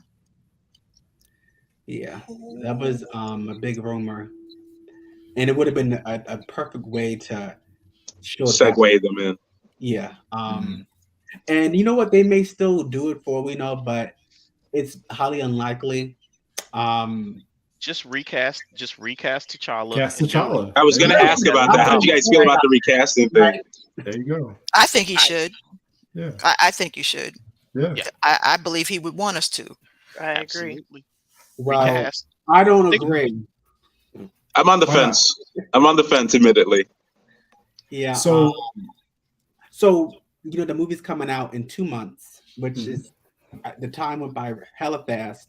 We have to endure Black Adam first, and we'll get through it together. Just call it The Rock, man. Just call it The Rock. Do you The have Rock your whole movie. white outfit? The lightning I rod. don't, but I will be dressed accordingly. When the first movie came out, I actually went to a private screening of the movie, and I got royally decked out. So I had the purple blazer, and I had like the sash going across. My partner, he had on the black turtleneck with the beret, and I got on the black Panther, necklace. So we did that, and we're gonna do it again in 2 months. So I know people were making a thing about, well, I'm not gonna wear all white to a movie theater. Then don't, but still get dressed up and still show up. Yeah, I got purple for royalty until they came out with this all white. I'm like, I'd spent too much money on this purple. Right? I'm coming in as royalty. That's I what had planned on white. I had the same idea when I saw the trailer. So I had already planned on white. So I've got my white dress hanging in the hallway, and every time I walk by it, I'm like, no, it's still 2 more months. Yeah, I mean, you still gotta wait, but so let me tell you, last weekend I went to the movies. I saw The Woman King. The Woman King. I want to watch that. How did you like it? God. So Okay. for me, remember the scene in Black Panther when T'Challa's about to do the ceremony and M'Baku comes out and all that deliciousness. So you remember when T'Challa looked up and you saw all the different tribes and you got that head sensation, like, wow, and it kind of, at least for me, it sparked like a racial memory type thing, like, oh, this is family, this is connection. Right. I felt that throughout the entire Woman King movie. Okay. And I was like, this is phenomenal. Like, I want to see Viola Davis in more action roles now because she was that. If she don't get an Emmy, if she don't get an Oscar, if she don't get her flowers, For real though. It was superb, and like it was a long movie, but it didn't feel like it. And I want to say it. So I was enjoying the story so much. I was so enthralled by the movie that when they showed a white person, I rolled my eyes. I was like, oh, that's right. What you doing here? Killing us. I forgot. So when I saw that movie, I loved it. And of course, they had the trailers in the beginning. Trailers go on for so long, like 20 type shit. So to get your money. Yeah, but I never thought it was that long because I timed it, and it was like I could have been late and I could have got my food and all this stuff. But anyway, for the trailer, they showed Black Adam first, and it does hit differently when you see the trailer on the big screen. So I was feeling it more. I said, okay, I'm still going to see this. That'll be that free movie for that week for my AMC. The one. And then, of course, the last trailer they had was Wakanda Forever.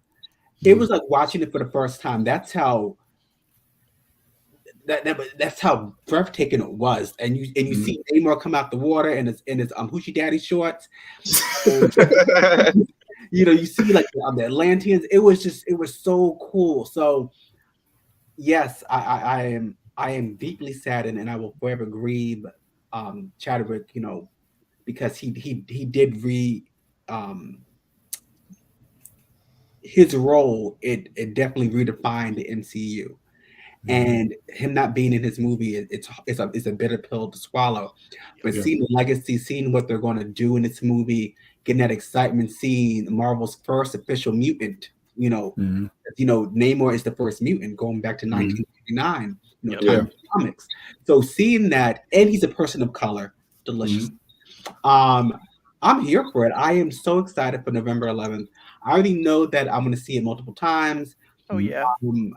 I may even call out of work. Like, listen, guys, this is the health day. It's a national holiday, man. Which means I have to get ready because I have to prepare. Because I took off for work for Black Panther, the first movie. So I'm gonna do it again for this one. I cannot wait. So for me, when I talk about my stance with the comic book companies, I love them both. I love what DC has done, with certain characters over the years. More so in the comic books, because in the movie it's 32 flavors of Batman. But with Marvel, I'm always gonna have a connection to it because I was raised on that. Yeah, Batman, I had his action figures and everything, but Spider-Man was my first love. Then it was She-Hulk, because I was reading the John Byrne comics from 1990. Yes, guys, I'm old. I get it, Greg. And then in 92, I met Storm for the first time. So, those characters, they helped me become a writer. They helped me, they helped show me what I wanted to write. Storm, African raised but Harlem born, mutant, who has always been about self-expression. That's something that I always took from her. I can't tell you how many times I had a mohawk, because of Storm, and that shit got big. It was like huge, and and stuff was amazing. I'll show you pictures. But for me, like Marvel has, when they say "make mine Marvel," like that old saying, like truly make mine Marvel. DC, I love you from afar. My heart. 7-day forecast of shade here, man. Goddamn. Until DC gets a Kevin Feige, they will always be a joke when it comes to the movies. Yeah, no, for sure. Either a Kevin Feige or a team, like a team. Like admittedly, a team might be the play for them. A team is better because like what you guys were saying earlier, DC does have a diverse range of characters. Like they do. I love Vixen. I would love to see her talking about it. Milestone Comics. Yeah, I kind of want Milestone to have their own movie universe because so they're getting one. They're getting like an animated movie. I don't trust DC to do it justice. Yeah. You mean you don't trust Warner Brothers to do it justice? Warner Brothers, DC doesn't have a studio. DC doesn't have a studio. Miles is a trip, but he's right though. Yeah. Right. Yeah. Yeah, he doesn't. Yeah. They need to take their cues from Marvel. And what has always bugged me about it is that Marvel Studios is not even 15 years old. Like it is still a baby in terms of other parent companies, whatever. I was already in my late 20s when Iron Man came out, so it was like, y'all. Wait. How old did you say they were, Malachi? Yeah. I was in my mid 20s. I was 24. So Marvel Studios has been around since the 90s. Well, I don't know about it. Yeah, so 2008 it is. Blade. Well, Blade? they bankrupt in the 90s, though. I mean, that don't count. Yeah. No, they didn't go bankrupt. That's why they sold some of their most valued properties so that they wouldn't go bankrupt. Right. Marvel Studios, so they've been around since '93. Ghost Rider. Yeah, I forgot about the Ghost Rider. You know what? People hate those movies. I like the first one. enjoyed that first movie. Yeah. I agree. The second one, though. The second one, yeah. Yeah, the second one was suspect. But no, Malachi, I only bring that up just to point out Marvel Studios has been around for a while. But not as long as Warner Brothers. That is correct. You are correct Warner about Brothers that had part. more than enough time to get their shit together before But see, I've got a theory about that. And I may be in the minority, or I may just be the only person who looks at it this way. Marvel Studios has one product, superheroes. Yeah. That's the only product they have. Warner Brothers likes to think of themselves as an art house. So they bring in all these different directors to work on all these different projects, and they don't have to have any continuity because Warner Brothers says, look at all these wonderful art projects that we have. Whereas Marvel says, look at our superheroes. So they're a tad bit, in my opinion, they're a bit more focused. Yeah, I could see that. That's how they build in they're sharpening their sword a lot faster. Yeah. That makes sense. Warner Brothers attracts people like a Todd Phillips to make a movie like a Joker because you can do whatever you want, Todd. You can do whatever you want and win an Oscar with your film. Yeah. Marvel has a set formula. We need you to follow this strict formula because it's going to affect the continuity of a universe moving forward. Yeah. So yeah. And that's good though, because it's a shared universe. So like, why wouldn't you want to have continuity?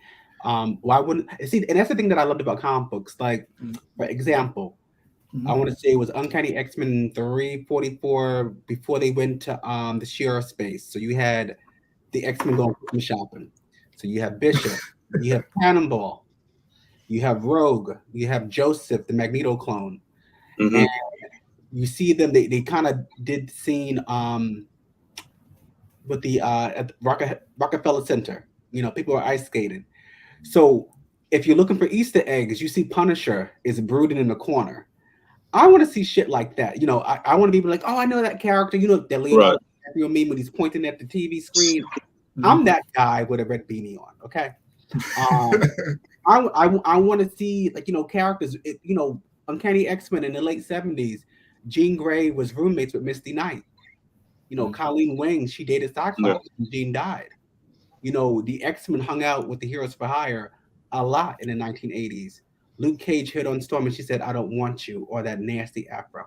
So, you know, that man brought the quotable with it too. I'm sure she was nicer with it. But I mean, I love that about Marvel. Like they had that that shared history, that continuity.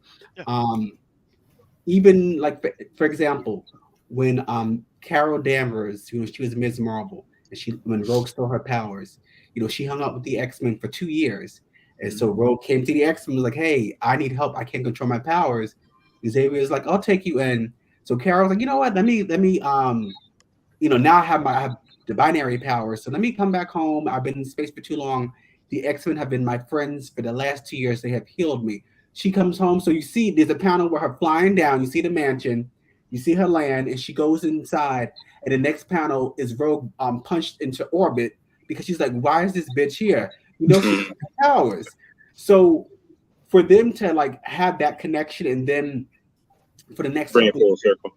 Yeah, it's full circle, you know, because Rogue eventually becomes an Avenger. You know, she ran her own team, you know, and they always had that history with her and Carol not getting along, you know, and that was so Rogue stole her powers 1981, you know, and it just became civil in the last 10 years. I want to see shit like that in DC. Like you can't do that if you're gonna have everybody blocked off in different, you know, rooms. True. Open the door. True. Invite me over. Give me a Patty LaBelle buttermilk pie, because that's my thing. Give me a slice or three. That's why I like the DC shows when they went into the next show and they combined everything. That was good. When he did it with So I think the best formula to follow for DC films would be following the Justice League cartoon to where you had that mainstay of your main characters. But then Justice League Unlimited came along, and you got to see certain episodes with B-side characters, and you had stories that maybe were like one-offs, but then you had other stories that evolved into a larger storyline. Mm-hmm. So like you got that Jonah Hex storyline involving like I remember that. Yeah, like you got all sorts of stories with B-side characters. So I was like, I think that would be an excellent formula for them to follow. So basically, they need Bruce Timm and it's a Paul Dini. Pretty much. Yeah. Because I would be okay with that because they gave us the best Batman cartoon ever. Mm-hmm. Because it came out what 1992, the Batman animated series. Yep. Yeah. I don't think a Batman cartoon has come close to it since then, in my opinion. No. In charge. No. Excuse me, what? Batman the animated series from 1992 to what 1998, I want to say. Mm-hmm. Yep, just about. Oh, it was glorious. Like it was so well done. And I loved how their art style, the aesthetic was still like 1940s, 1930s, 40s, whatever, even though they had computers showing. It was timeless. It was timeless. It really was phenomenal. So I don't understand why can't you guys translate that to movies? You know, that artwork was so sleek and sexy, but still very much cartoony. Adrienne Barbeau, I'm probably saying her name wrong. Catwoman. Mm-hmm. You know, it was amazing. Even now, like when I occasionally rewatch an episode, if I didn't know it came out in 1992, 93, I wouldn't have known it. You know what I mean? So it aged really well. A lot of the DC shows actually age really well now. Yeah. Well, that's not true. Which ones have it? Which animated shows have it? Yeah, which ones? Super Friends. I mean, outside of like the Wonder Friends, like the 70s, like outside of those, but like from like the DC animated universe down, pretty much all of them age well. They all look good. League is still amazing. Like I still have those on DVD. Well, I have HBO Max now. I can watch it on that. But I mean, that is just it's good. It's gripping storylines. You know, we have these cool characters. I loved how they were able to focus on the question. You know, for I like those episodes. You know what I mean? I love seeing that. You know, I enjoyed the Hawk Girl, Green Lantern, and who was the other girl? Vixen, yeah. That love triangle going.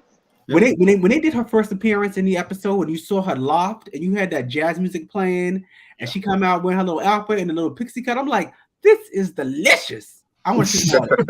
I'm sorry, Greg Kyle, is he praising DC? Oh, yeah, you just gotta let him ride. You see, I'm just smiling in the back. You just gotta let him ride. You just let it ride. Wait, did he say it's delicious? You gotta let it ride. I tell you, like I said, I love both companies, but my heart is more with Marvel because Marvel speaks to me more. You know, it speaks more to like, you know, self-expression, you know, diverse characters and relatable characters. Furious was Malachi, you was going to church on DC just a few minutes ago. He was in church. Praise. I was with it too. I can do both, but when it comes to certain characters, I'm kind of like, Batman has never worried about an eviction. I have. True. Spider-Man has. Batman now, because now he's broke. Yeah, the man broke. He got robbed. For the first 70 years, he wasn't. So he'll have money again soon. I'll let him hold the dub.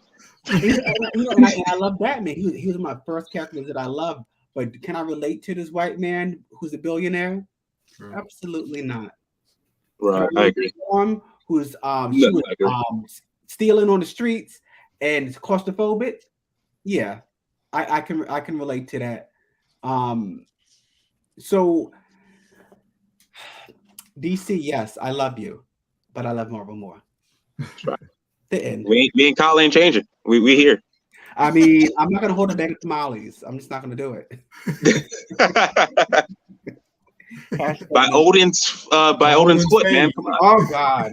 When I read that, I wanted to hurt. Turn my swag on. That's basically how that Miles comic was written. The only thing good about that particular Thor comic book or Thor / Spider-Man comic book, I love the artwork. I love how they did his hair. It was a good art. I'll give you that. That's it. He had the little the shoes are clean. That's it. Everything else was hot doodle butter. Especially it's hammer time. I was like, oh God, gee, what was that? Because it's like the thing is, like, you had a really good Miles story written with Miles. Was it Miles? What if Miles was Wolverine? Yeah, I like that one. You had the kids being abducted that kind of tied into the Atlanta child. That was darker than expected. Oh my God, it was so good. Yeah. And then the twist at the end where you saw his dad was like an agent. It was awesome. I thought that was awesome. So it's like you can get well written stories. It's like, but you still can get crap. So it's just it's unfortunate. And this is why, like Greg will tell you, this is why I primarily stick to the X-Men titles. Like if it's they've been really good. Yeah, because they haven't missed a beat for the last like 3-4 years now. It's been back to back fire. I think it's like storyline. Yeah. I think the only one I didn't like was like Excalibur. I think that's the one I dropped. I was telling you about. That's the one I dropped. Like issue 3, I was like, yeah, I'm not reading this shit. This is not the time I'm gonna waste on it. How do you have a team that has Apocalypse as a member wearing a robe, and it's still the worst book? You have Gambit as his teammate. You have Jubilee back on the team. Rogue is on this Excalibur team. You have Apocalypse, and yet it was so boring. Yeah, I dropped it 3 times. I think 3-4 issues in, like wherever I tabbed off, I just dropped it. I was like, couldn't do it. And even like, because their successor is Knights of X in comic books now. Mm-hmm. And in theory, it sounds cool. You have mutant knights, mutant magic, yada yada yada, but it's still not good. So they killed off Gambit in one of the issues. Bring him back now. Okay. Because you're not that good of a writer to kill him up like that. Okay. But I'm going on a tangent. But I stay in my little corner. I think I'm damn near the same now. I've been almost all X-Men titles, Moon Knight, Daredevil, and Thor. I think that's the only other things I've been like reading for Marvel. I was reading Venom for a minute too. I was reading that for a little minute. Moon Knight was a good show. It was and so I got to tell you, like at first I was a little thrown off with him, with the different personality because that character was just annoying, in the beginning. But when they did the breakdown as to he was a splintered mind, like he's talking to his mother on the phone type thing, I'm like, oh, relatable. I get it. This is why I fuck with you, Marvel. Now he's being nominated for an Emmy. Yeah. So okay, and to be like, I guess to counter that. Because DC does have some good shows, right? Doom Patrol. Doom Patrol is amazing. Yeah, Doom Patrol's amazing. I haven't watched it in a minute, but I don't understand why they have Cyborg in there. He has never been a member, but hey, whatever. I'm with it. I ain't care. I was just like, yeah, okay. He was only, made a Doom Patrol member for the show, even though he has been a Teen Titan and Justice League member for years. But that's a great show. Now I haven't watched Titans. How is Titans? So it's not okay. So you got DC guys not liking, right? I got the animated series. Young Justice is still amazing, even though I think that's getting canceled too. I think they're going to drop that. This is really good.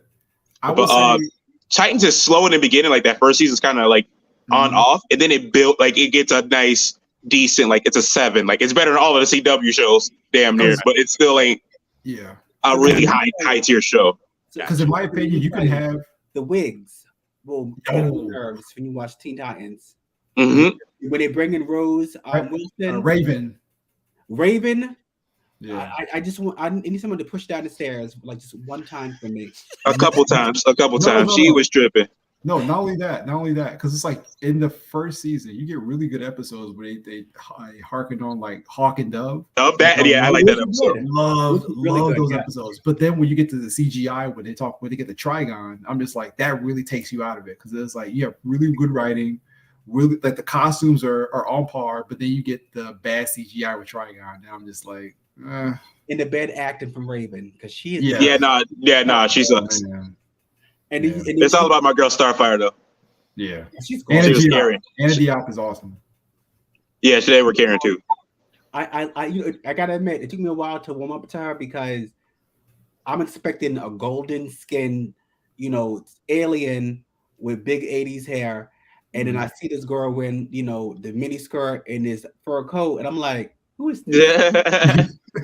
So it took me a long time to adjust, accept, this vision of Titans, to accept the fact that Raven is 13 here, whereas in a comic book she was the oldest member, I want to say.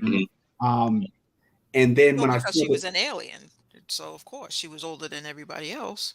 But the thing about it is, like, I would have been okay with them keeping, how it was in comic books with the show, but in the show she's 13, and it's like she's Raven the youngest. She's the youngest member, yeah. She's hanging out with Nightwing, and then they showed a picture of her with, without all the makeup on, and she's this blue-eyed, blonde-haired girl. I was like, "Yep, tragic." She got on my nerves. I could not. Everybody else was cool. I liked Beast Boy. He was an entertaining character. Nightwing. He was cool. And I actually liked what they did with Deathstroke. It was a nice. I like what they did with him too. I like Deathstroke. It was so nice seeing them. Okay, you know what? We're going to show Jericho without this blonde afro. They're going to be, family. That was cool. I loved it. But there were some parts of the show that was just not it. Jason Todd. The way they rushed him becoming Red Hood. Like Bruce Wayne in that show. Oh, he's the worst. I feel like they just grabbed some random white dude, like, here, he's Bruce Wayne, and they just hired him on the spot. Like when he walked in, I thought he was Alfred. I was like, wait, that's Bruce Wayne? Because he should have been Alfred. When you think about Bruce Wayne, you think about this broad-shouldered, dark-haired businessman.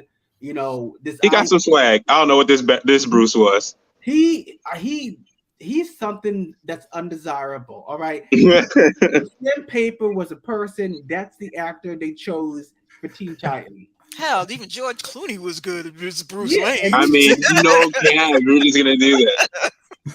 They had Daenerys Targaryen's lick spittle as Bruce Wayne. I was like, no. Not what I thought. Sir Jorah Mormont, yeah. I was like, this is, and he thought he was doing it, with a little turtleneck on and a blazer. And I'm like, not the turtleneck. Not doing it. He didn't have to go chain. That's why he ain't had to go chain. He was missing the secret combo. Do you guys remember in A Different World when Whitley is about to marry that man, and then Wayne busts in, and the mother's like, die, just die. That was me whenever I see this Bruce Wayne. I just need you to just cease to be. Sorry, guys. I'm okay though. I mean, I'm still gonna watch it for season 4. Yeah, same. Because it's probably getting canceled. So let me just go ahead and get on that. Might as well just knock it out. Yes. What other? And let me ask you, what other shows y'all watching? I need some recommendations. I kind of been all over the place. God, I've been watching some anime. I've just been watching everything.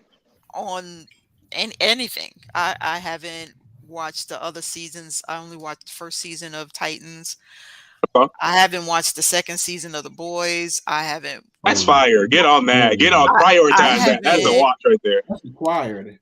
Since you What's wanted the to other one? The everything new. I haven't watched. I'll throw this out there for anybody who hasn't watched it. Go watch Voltron Legendary Defender on Netflix. Okay. You is talking, my brother. You is talking.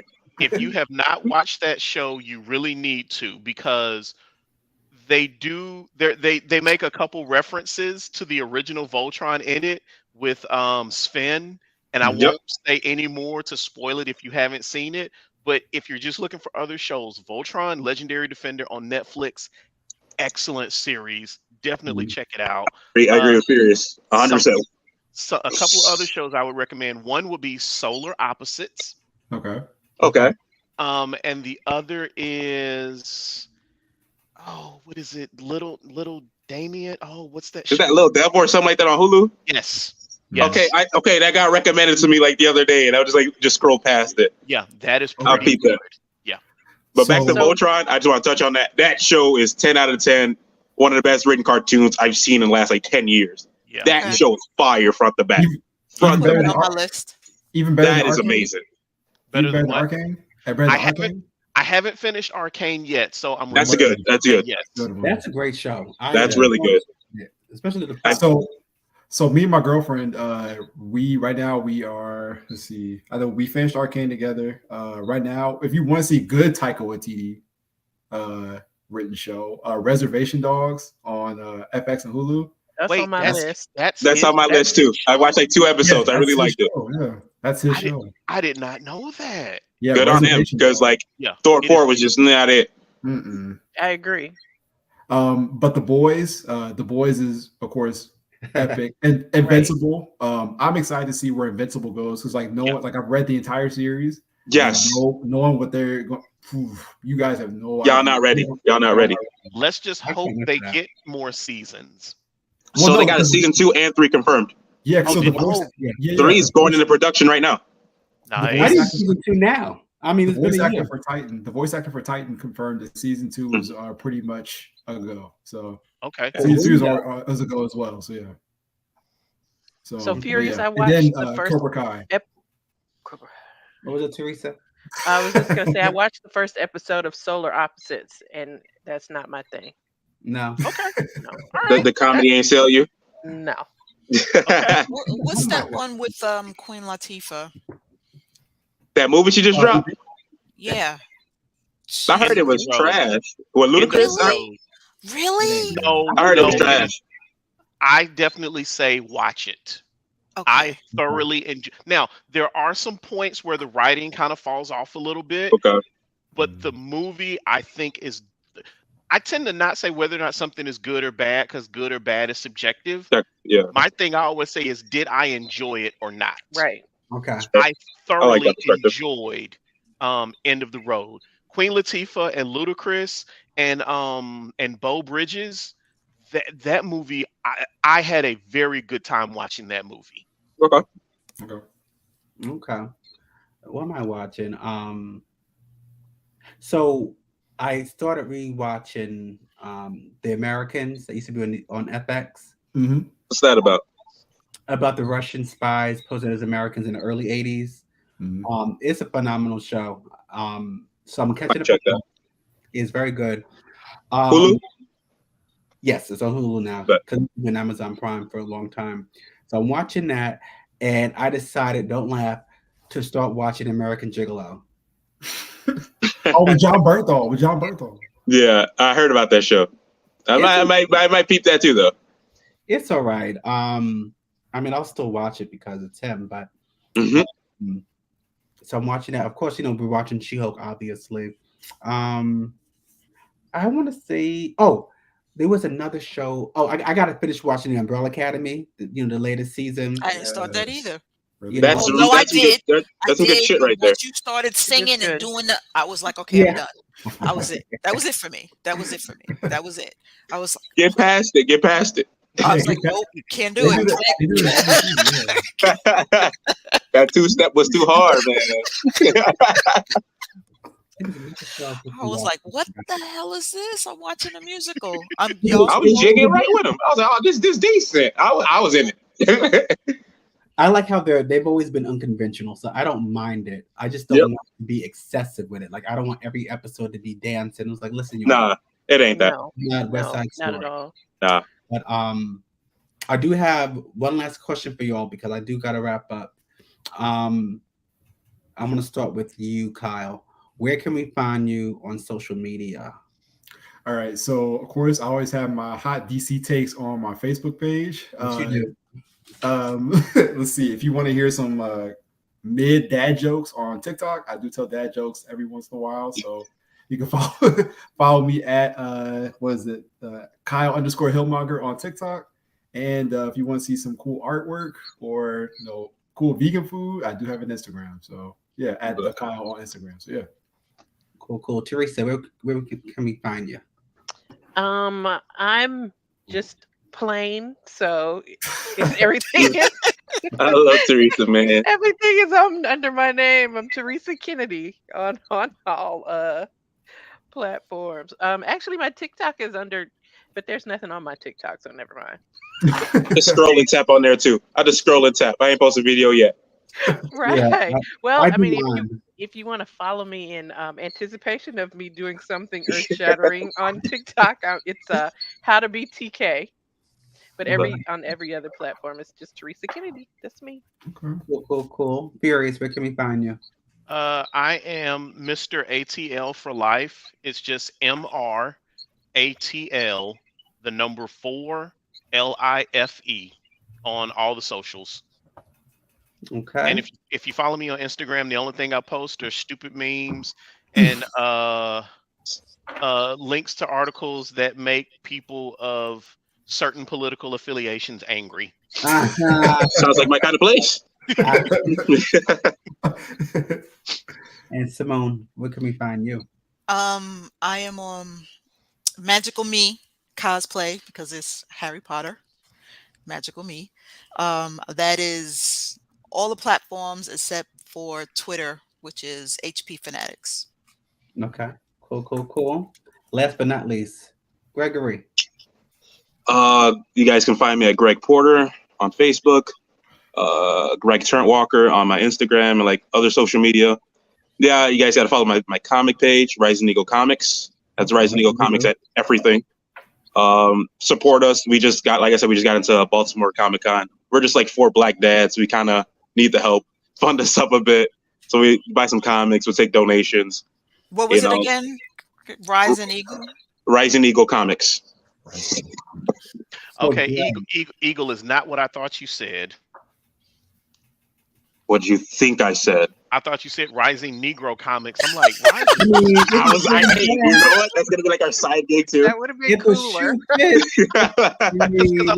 I'm sitting over here typing in on Facebook Rising Negro. He's like Comics. Negro. That's what he just said. But Rising. He said, "Mark, you're still getting me for the N-word." Oh man.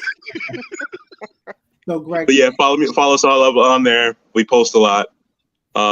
Always add me on Facebook, Greg Porter. I'm usually interacting. You see memes, or you see my kid. That's kind of all you guys see on there. He's not wrong.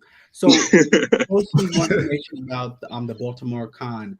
If the 28th through the 30th. Yeah, the Halloween weekend. Okay, I may go, Greg. You should. That way we can finally meet, man. And I'm local too, so I'm gonna go. I'll see you. Go. We'll buy each other drinks. Let's go. Yeah, I do like a good drink. So, where can you find me? I am Mal the Writer on Instagram. It's an underscore between each word. I am also on Facebook. I do have a fan page, Malachi Bailey, which shows me writing or doing like autographs for my second novel. And I have a personal page as well, where I post the most inappropriate memes, videos. I'm just a hot mess, and I make no apologies. But yes, you can find me on those platforms. I do have a Twitter, but I don't use it. Like Dude, Twitter is powerful. You I don't know. understand. When somebody pisses me off, I'm going to Twitter. The store is. I know. I got to get into the habit of doing it. Because I know that Malachi, this is me in the store. Twitter, and they answer you. Yeah. They answer you. Yeah. I need to do it, and I'll make a more of a conscious effort to start using Twitter. But I use it to like stalk like the Marvel writers and artists, and I like what they put up. Mm-hmm. But that's where you can find me. Now the Writer on Instagram and Malachi Bailey on Facebook. Awesome. Well, everyone, of course. Great conversation as always. Of course, we probably could go on and on, but everybody gotta go work tomorrow. Yeah. But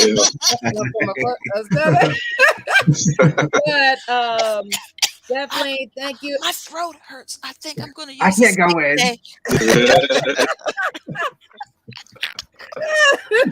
I'm gonna use one of them mental health days. There you go. I got the black lung. There you go. But thank you everyone for tuning in. Thank you for our panelists for this great conversation. Definitely tune in on the October 6th, the first Thursday of the month. Malachi will be back. That is his first Thursday of the month. He comes in with indie projects of the month, but since it's October, he's doing something different. He's going to be talking about horror movies. So he's going to have a whole panel of different people they're going to be talking about some horror movies. So definitely tune in for that one. Of course, next week, we'll continue letting you see some interviews from Dragon Con with some of the guests that we got to interview from Dragon Con. Girl, I'm still recovering from Dragon Con. Dragon Con is a month recovery period. That's all I got to say. And then, of course, get ready. This on October 13th, Moana Nui Podcast will be introducing a new segment. It is our sports segment, which we are calling Geek Speak Sports. So definitely tune in. We have a nice little panel that's going to be talking about sports and everything, and having conversations, probably a little argument. So if you're a sports fan, definitely be in them comments. I'm a New Yorker. I don't care what team. It's the New York team. Yeah. And then, of course, again, if you enjoyed this conversation about Marvel or DC, on Thursday the 20th, we'll be having the panel coming back talking about Marvel She-Hulk, because the series will have wrapped up by then, and we're going to be talking all about it. So definitely tune in then. So if you're not following, please follow the Agents of Geekdom. That is our network that we have recently joined. Each day is a different podcast that is on the platform. So there's always content that you can watch no matter what day of the week. So definitely on the Moana Nui Podcast every Thursday, 7 p.m. and 8:30 p.m. on Thursdays. We are streaming live on all the social media platforms with Agents of Geekdom. So everyone, thank you so much for tuning in. Thank you. Thank you so much for being a part. Everyone have a good evening and have a great time and a great rest of your week. And we'll see y'all next week. Bye, everyone. Bye, guys. See you guys. See you guys.